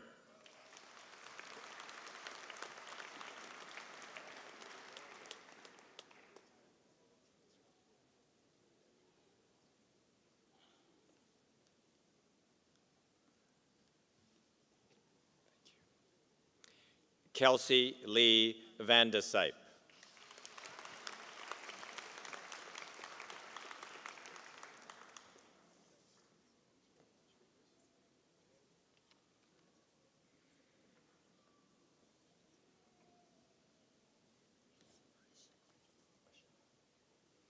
Michelle Verk.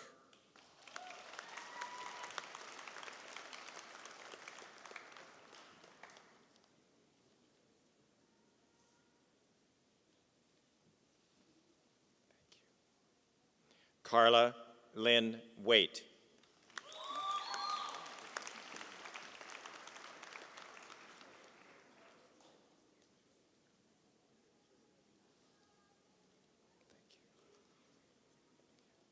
Melissa Wasden.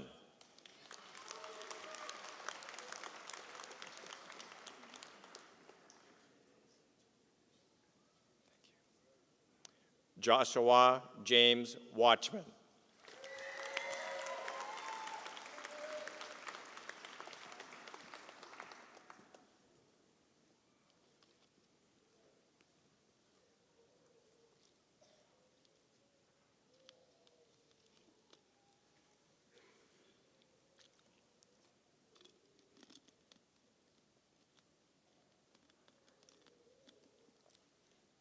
Morgan Linda Judith Waters.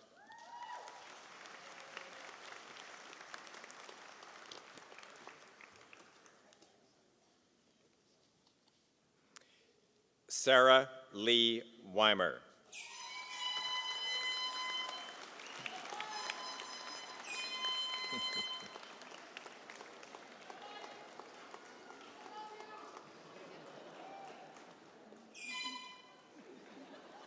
Brooke Welsh.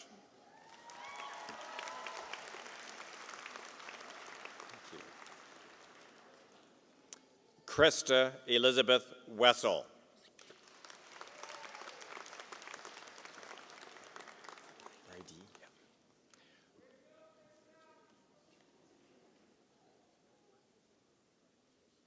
Bridie Ann Whalen.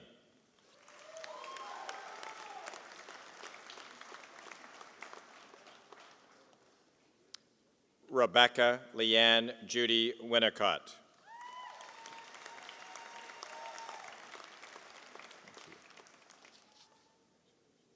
Carly Michelle Walbaum.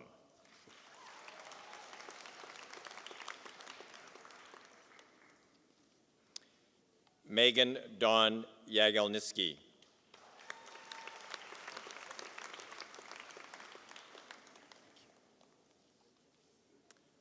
Rebecca Rosa Zbitneff.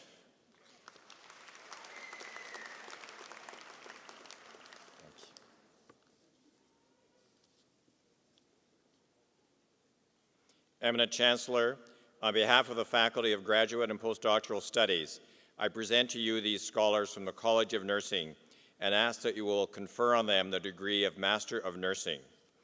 I present to you Dawn Louise Affleck.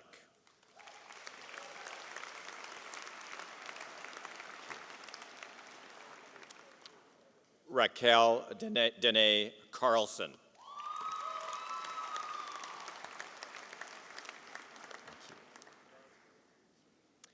Manuela Ilyiliana Chasidi.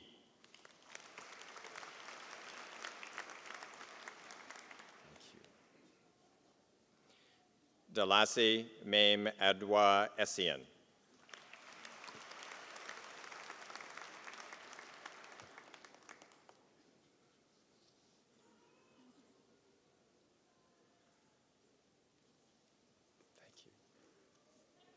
Megan Lee Friesen.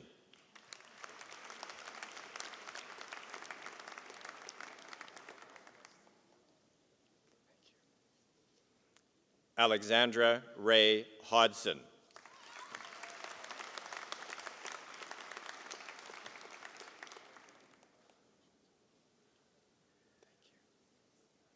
Andrew Hongzi Lee.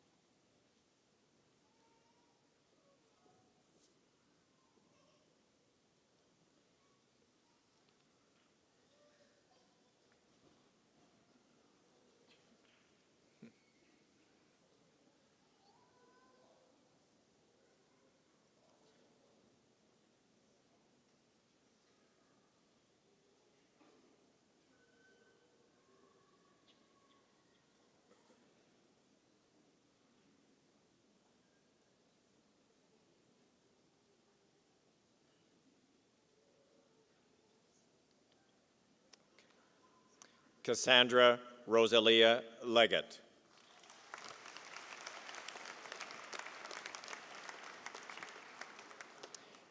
Jenna Marie Lucan.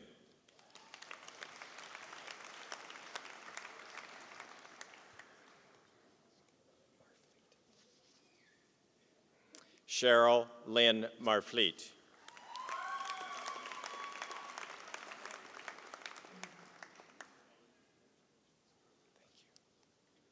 Jessie Marie Pearl McCursey.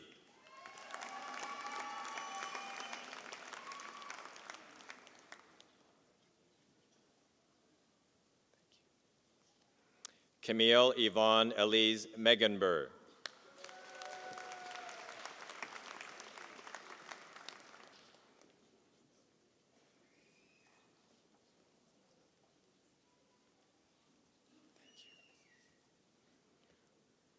Rosaline Meining.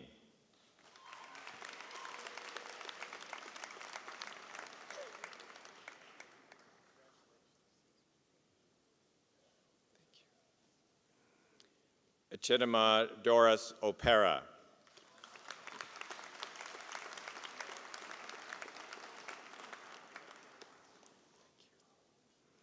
Amanda Renee Silver.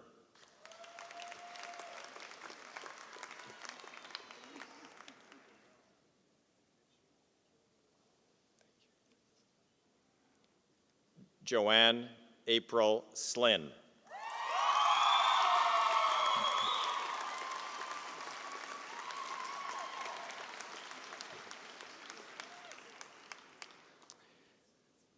Crystal Lind Stavrakov.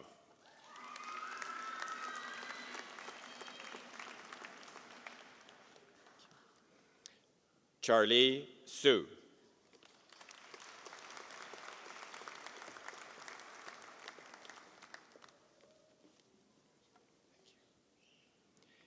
Janice May Taylor.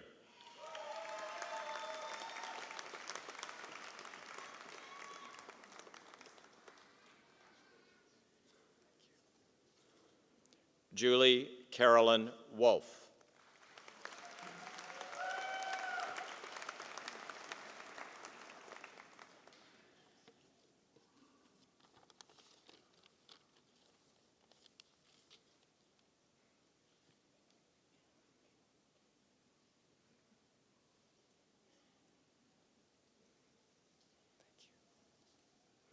Eminent Chancellor, on behalf of the Faculty of Graduate and Postdoctoral Studies, I present to you this scholar and ask that you will confer on her the degree of Doctor of Philosophy. I present to you Ruth Claire Betker.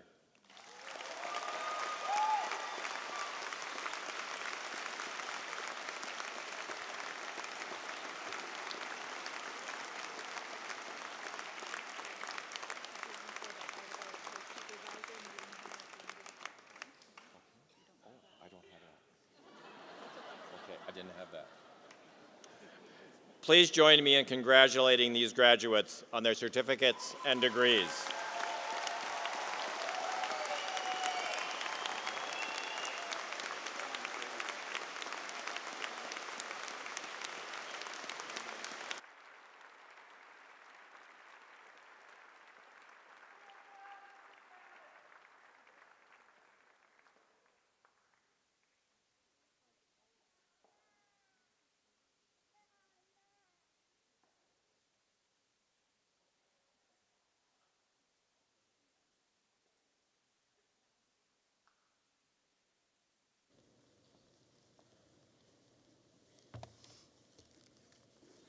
Eminent Chancellor, in the name of the faculties, I ask you to grant the degrees, diplomas, and certificates in absentia to those students who have met the requirements to graduate but were not able to be present today.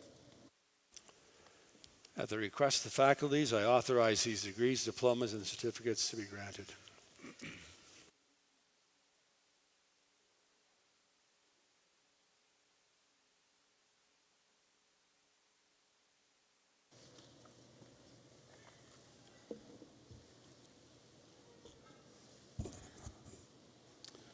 Eminent Chancellor, President Stoichev, Herb Pinder, faculty, staff, graduates, family, and friends. Is it just my imagination, or were there more nursing graduates today than dentistry?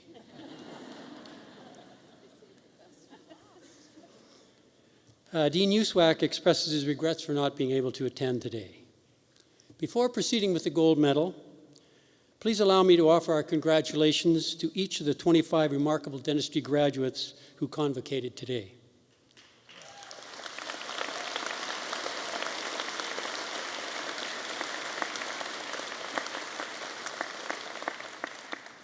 They will be acknowledged this evening at our annual graduate banquet. And I think I'm coming down with a little bit of laryngitis, so they'll be pleased because I'm supposed to speak there tonight too. The University of Saskatchewan DMD degrees will provide them with opportunities for the rest of their lives. Dentistry salutes nursing's graduates as well. 40 years ago today, my 10 classmates and I walked across this very stage, shook hands with the President, Dr. Robert Begg, and with the Chancellor and former Prime Minister of Canada, John George Diefenbaker, the Right Honourable. The simple but elegant convocation ceremony becomes more meaningful with the passage of time. Today, on behalf of the faculty of the College of Dentistry, it is our privilege to recognize the recipient of the Gold Medal Award, Sarah Ashley Rayner.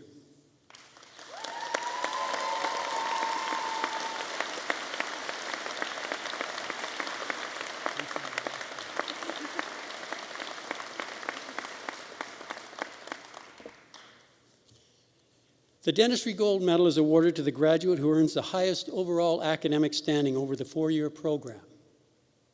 An A in dentistry, 80% or above, is rare in any clinical course.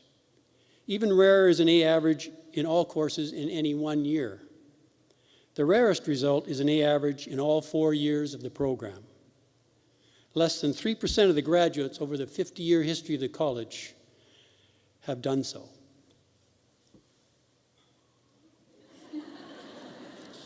Well done, Sarah. Sarah excelled in all aspects of the program, earning scholarships and awards in every year. She was born and raised in Saskatoon, graduated from St. Joseph High, then completed her pre-dentistry here on campus. She realized early on that her passion was healthcare and was drawn to the hands-on treatment and service aspects of dentistry. She hopes to own her own practice one day, following in the footsteps of her mother, Damara, who also earned her DMD here. Damara, are you here? I can't see her. Yo, Damara. Yo, Mom. Sarah's extracurricular activities included running, swimming, and travel. She's completed a half marathon and a full marathon. Technically, I believe that would be 2 full marathons if you count the dental program. For 10 years, she was a competitive swimmer with the Goldfin Swim Club, competing in the 2009 Canada Summer Games in Prince Edward Island. Over the past few years, she's had the opportunity to travel with family and friends to Europe and Australia. In the summer of 2016, she visited Tanzania to serve as a volunteer in a volunteer dental health clinic. Last year, she participated in the Give Back a Smile program at Kenderdine Dental, providing free dental care to Syrian refugees, and at the YXC Free Dental Day at the U of S Dental Clinic this past spring. Sarah possesses admirable traits that will assure her success both professionally and personally: proficiency, dedication, grace, and social conscience. Today, as she realizes her dream of becoming a dentist, she gives credit to her classmates and friends for her success and expresses her heartfelt gratitude to her mother, father John, younger sister Molly, and to her guy and classmate Brendan for their unwavering support. The most accurate descriptor for Sarah is determined. Once she latches onto a goal, she becomes unstoppable. When she was about 4 years old, she decided to go skating in the backyard rink. In spite of the strong objections of her mother, she dug out her skates, managed to get them on her feet, and headed out the back door, undeterred by the fact that it was the middle of July. She demonstrated the same tenacity when she decided to become a dentist. The outcome of that decision is apparent today. Sarah's determination has not diminished over time, and neither has the need for parents to love and support their children so that they in turn can learn to love, to understand, to become tolerant, and to fulfill their aspirations. This remains as relevant today as it ever was, perhaps even more relevant. So kudos to all the parents and families here today.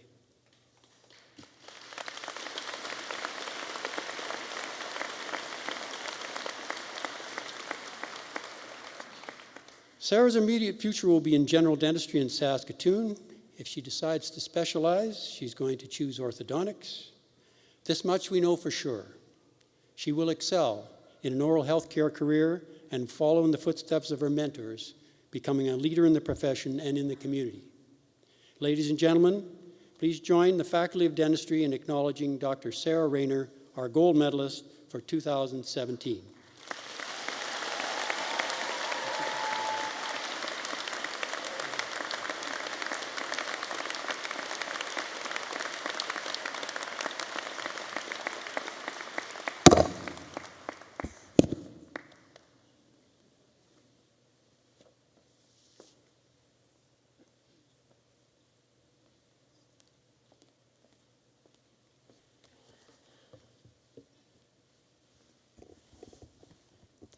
Adjusting these.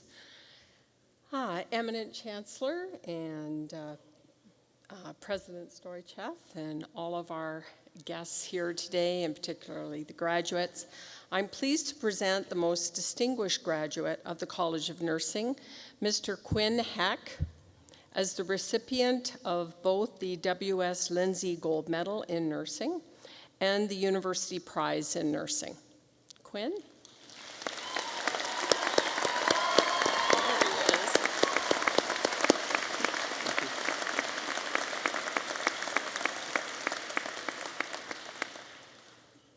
This story is it's not typical of nursing, but in some ways I think it reveals a lot of the qualities of what I think are the best of nurses. Quinn grew up in Moose Jaw, Saskatchewan, and trained as a primary care paramedic, graduating from the Saskatchewan Institute of Applied Science and Technology in 2009. Following graduation, Quinn worked as a primary care paramedic for Moose Jaw and District Emergency Medical Services until 2013, when he entered the University of Saskatchewan Baccalaureate in Nursing program at the Regina campus. Quinn described his motivation to enter nursing as wanting to know and do more for the betterment of the patient. And having ridden in an ambulance myself once or twice, let me tell you, having somebody really great beside you is really an important thing. Quinn's academic abilities are impressive. Quinn excelled in all of his nursing courses, particularly in medical surgical nursing courses, which is my area, where he consistently maintained above an 85% average, and that's not easy to do in nursing.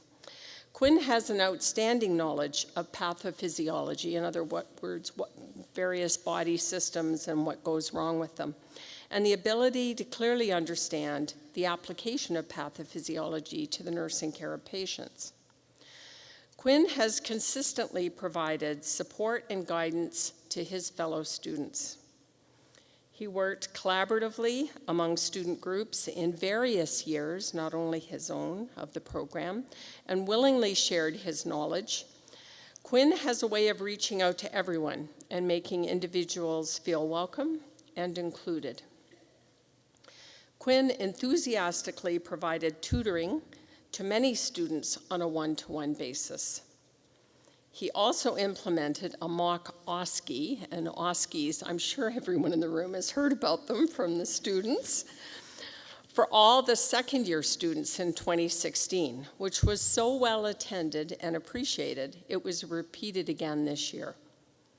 Quinn also developed instructional podcasts to assist students in preparing for their clinical experiences.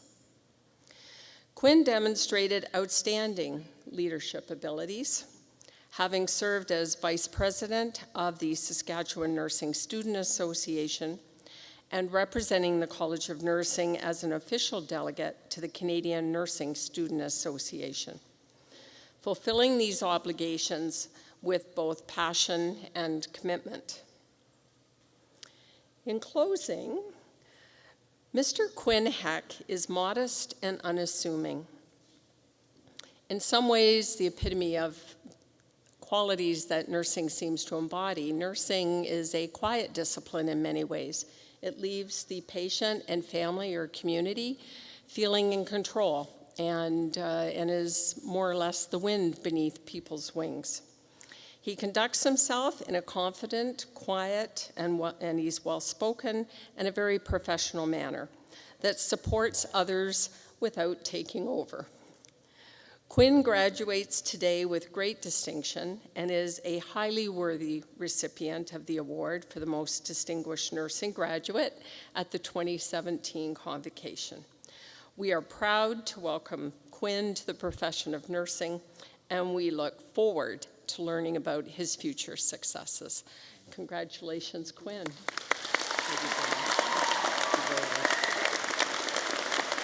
And these are yours.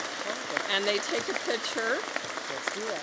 Yeah, so you have two certificates here, and inside two envelopes. And this is your medal. And you look over here. Thank you very much.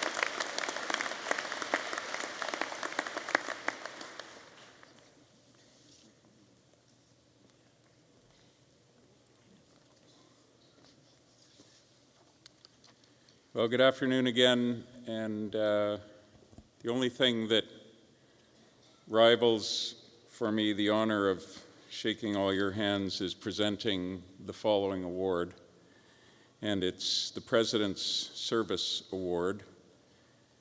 And so it's my very great pleasure to announce the recipient of it at this convocation, Pam Kamenowski.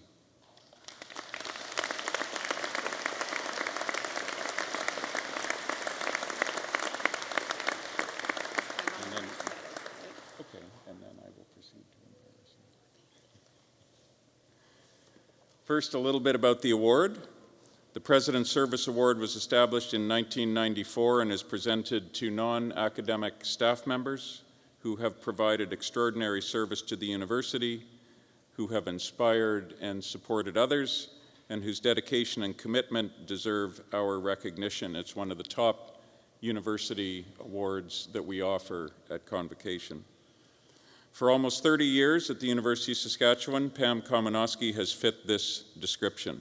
A nurse practitioner, she has been a cornerstone of the Student Health Center since starting on campus in 1988. As a healthcare provider, Pam portrays exceptional dedication to her patients, the majority of whom are students.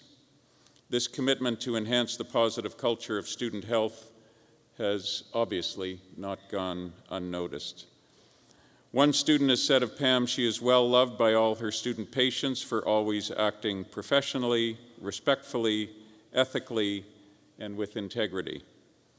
This compassion extends beyond clinic walls as Pam goes above and beyond to support student groups and various student-run health events and initiatives. Pam is also involved in the organization of the clinic, including the hiring of new staff and serving as a mentor to junior staff, regardless of discipline.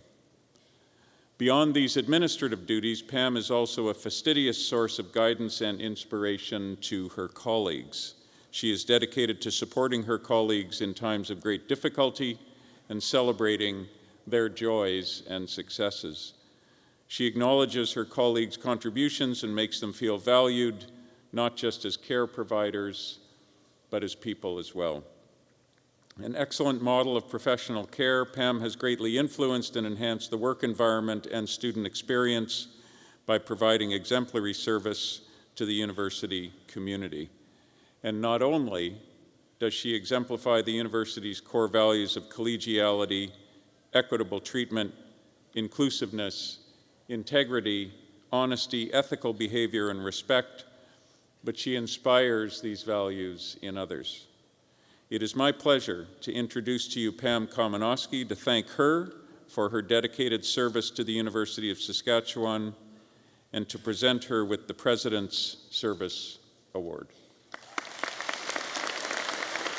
And got the box and the card, and then we'll turn, let me take my glasses off because I'm so vain.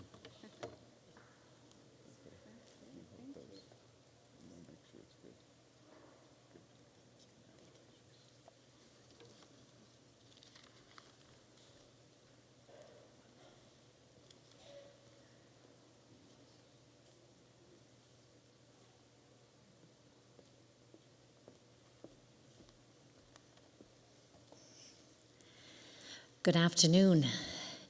It is my great privilege and pleasure to be the Vice President of Research at the University of Saskatchewan. My name is Karen Chad.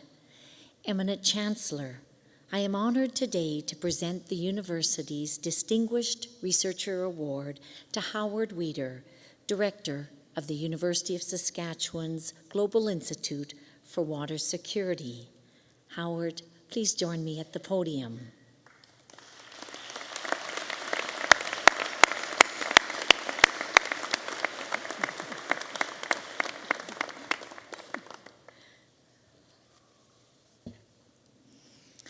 I have the great privilege, as well as a considerable challenge, of trying to condense into a few paragraphs the remarkable career of this prolific scientist, leader, and mentor whose contributions to global water security are world-renowned. Access to the right quality and quantity of water is essential to communities, ecosystems, and industries. But with human pressures creating tremendous water-related threats to communities around the globe, the value of Howard's research simply cannot be overstated. The University of Saskatchewan was indeed fortunate to recruit Howard in 2010 from Imperial College in London as our Canada Research Excellence Chair in Water Security. He has led fundamental changes to water research landscape in Saskatchewan, Canada, and internationally. I still remember fondly the phone calls back in 2010 trying to recruit Howard. And I used the very profound phrase that Walter Scott, our very first premier, used when he was trying to recruit our very first president, Walter Murray. And he said quite simply, "You have to come to the University of Saskatchewan because this is a big land for big men who have big ideas." Howard's enthusiasm and dedication to training a new generation of water scientists attests to his exceptional qualities as a mentor and as a leader. He has supervised 61 PhD and 100 Masters of Science students. His students say of their dear professor that they have been extremely motivated, greatly enriched, and wonderfully inspired by his mentorship. Given everything he does, I still don't know how he finds the time, but he has also authored 200 peer-reviewed journal papers, written 5 books, and 28 book chapters. Through his efforts to position Canada as a global leader in developing and implementing solutions for sustainable water security, he is greatly deserving of this prestigious award. Under his leadership, our Global Institute for Water Security has grown to include over 200 scientists, graduate students, and postdoctoral fellows. Since last fall, Howard has led the $150 million Global Water Futures Program, which is funded by our Canada First Research Excellence Fund Award and by our many partners. The program involves 3 key universities, the University of Waterloo, McMaster University, and Wilfrid Laurier University, and includes over 400 researchers, 17 Canadian institutions, and 150 partners around the world. This flagship program aims to transform the way communities, governments, and industries in Canada and other cold regions in the world prepare for and manage water-related threats such as floods and droughts. Howard's vast network of colleagues around the world has enabled the success of this program that will develop solutions for sustainable water in our changing world. He has chaired the National Council of Canadian Academy's expert panel on water and agriculture, and was vice chair of the World Climate Research Program's Global Energy and Water Experiment. He serves as co-chair of UNESCO's Arid Zone Water and Development Program. Howard is a fellow of the Royal Academy of Engineering and the American Geophysical Union, and he won the prestigious Prince Sultan bin Abdulaziz International Prize for Water. He is a frequent advisor to governments and international agencies in the Middle East, Far East, North America, Africa, South America, and Europe. Hydrology professor Sean Carey of McMaster University put it so well when he noted, the establishment of the Global Institute of Water Security at the University of Saskatchewan as a global water hub for the world could simply not have been accomplished without someone of Dr. Weider's vision and academic excellence. This institute is now the go-to place for hydrologists in Canada and abroad, and has quite simply elevated the University of Saskatchewan to the national and international forefront in water research in a very few short years. Our university is very pleased to recognize Howard's outstanding contributions with our highest honor for research. Thank you, Howard, for your tremendous contribution and for your outstanding leadership that you continue to provide each and every day. Howard, you are a man of vision. You are a leader of leaders, a role model of integrity, an individual of great passion, an ambassador of goodwill, humility, and compassion. You are a wizened owl of knowledge and a gentle soul of kindness and warmth. Congratulations, Dr. Howard Weider, on this remarkable achievement. The University of Saskatchewan simply couldn't be more proud of you. Thank you.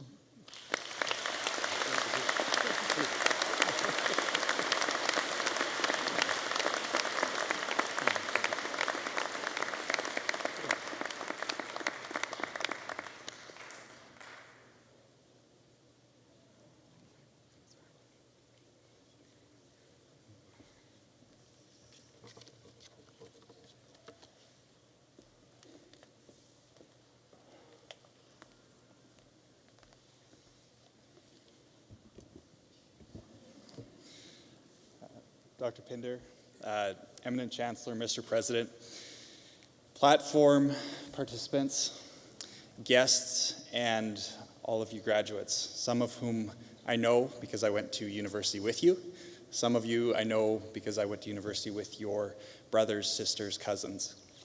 My name is Chris Unsworth, and I'm a proud U of S alumnus, earning my degree in agribusiness in 2012. And as a board member of the University of Saskatchewan alumni, it's my distinct pleasure to congratulate you as the class of 2012. That was my class, 2017. And welcome you as our alumni's newest members, joining a family of over 150,000 alumni in 120 countries around the world. You did it!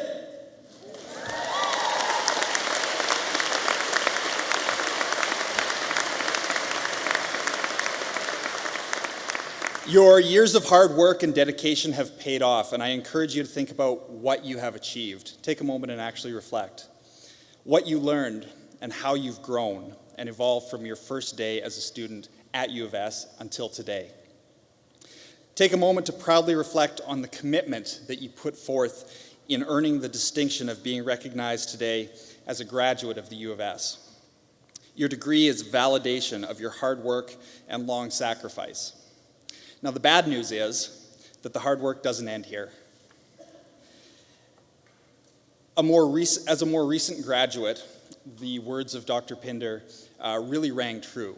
I'm a little bit further down the path than you are, graduating about 5 years ago, and the statements that he made and the observations that he had very much apply, as I have seen. So although it might feel you're receiving a hard-earned degree or certificate marks at the end of your time at the U of S, it's really a new beginning. When you were handed your degree and shook hands with some of the incredible people behind me, it marks the beginning of a new relationship with us. You are students on campus for a relatively short time, but you are alumni for a lifetime. Now, the Husky paw prints are known around the world, as is our beautiful campus and prairie spirit. But your future accomplishments will also be known around the world as well. Now, President Stoichev mentioned quite a few of very notable graduates, actually very few of notable graduates because there are so many. But I wanted to take a moment to mention some that are particular to the healthcare field. Sulan Beatty, CEO of Sherbrooke Community Center and Regional Coordinator of Eden Alternative. Jean Morrison, President and CEO of St. Paul's Hospital here in Saskatoon. Dr. Dennis Lanigan, the first person to get both a Doctor of Dentistry and a Doctor of Medicine degree at U of S. Dr. Joel Epstein, an internationally recognized leader in oral medicine and oral oncology. And Dr. Thomas Yu, periodontist and accomplished concert pianist. That kind of sounds almost like a Marvel Doctor Strange moment. Of course, I could go on and on naming our alumni who are leaders in business, public policy, public service, health, crop and animal science, arts, sports, athletics, virtually every field and profession out there. And as you are now officially members of our association and of our alumni body, remember that you are part of this esteemed company. I want to take a moment and tell a little bit of a personal story, and it's particularly relevant to this graduating class. It was my father's birthday today, and he got to go on a plane ride for his birthday. Now, unfortunately, that plane was in the air ambulance, as he's a cowboy, got bucked off his horse, and had to take a ride up here to Saskatoon. But fortunately, because of the efforts of the nurses, his fractured pelvis is on its way to healing already, and everything's going to be great. So very much appreciative, very much thank you to the College of Nursing and to all of the doctors and healthcare that have gone before and you going in the future. So also remember the faces and the names of those around you today. Those you have heard and seen in the program, yours are the names of accomplished alumni that will be read in the future U of S convocation ceremonies. It is your responsibility, as Dr. Pinder said, to make a difference. The baby boomer generation made decisions. Now it's your turn and your responsibility to make decisions as well. And it's my hope that you find joy in whatever path that you choose, that you never curb the thirst for knowledge that you acquired here. Always be curious, always be searching, and always strive to fail. It's kind of an odd statement, strive to fail. But in failing, fail forward, so that when you do, that you will learn something, and that you will move on from that failure and rise again to become a better person, a better leader.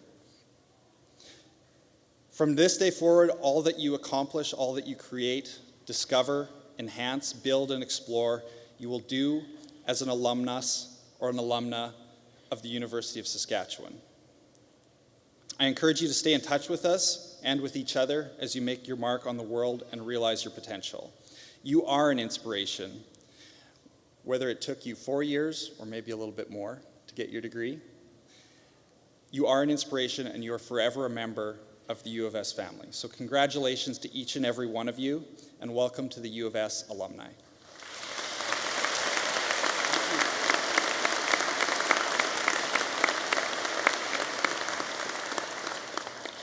Well, ladies and gentlemen, this brings our convocation ceremony to a close. But before we do, I'd like to thank a number of people. First, Joseph Resendez and the University Wind Orchestra did a wonderful job for us today.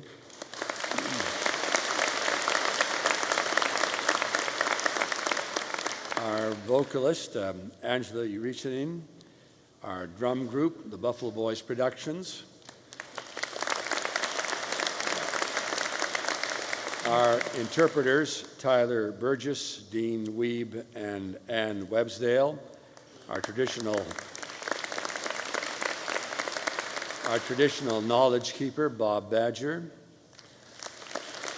And the teams from the Convocation Office and the University Secretary's Office in making these ceremonies a success. And finally, to the graduates, I offer you congratulations as well. You've studied hard to earn this degree, and we wish you continued success throughout your lives, personally and professionally. Earning a degree will show you value for a lifetime to come. The education you received from the U of S has prepared you for success, prepared you for challenges to be met head-on. Follow as many opportunities as you can, because that's where you will find your true passion, and in the end, that's what we want for each graduate of this University of Saskatchewan. Good luck to all of you. Now, ladies and gentlemen, I would ask you to please remain in your seats until the platform party has left the stage. Thank you very much, and a good afternoon.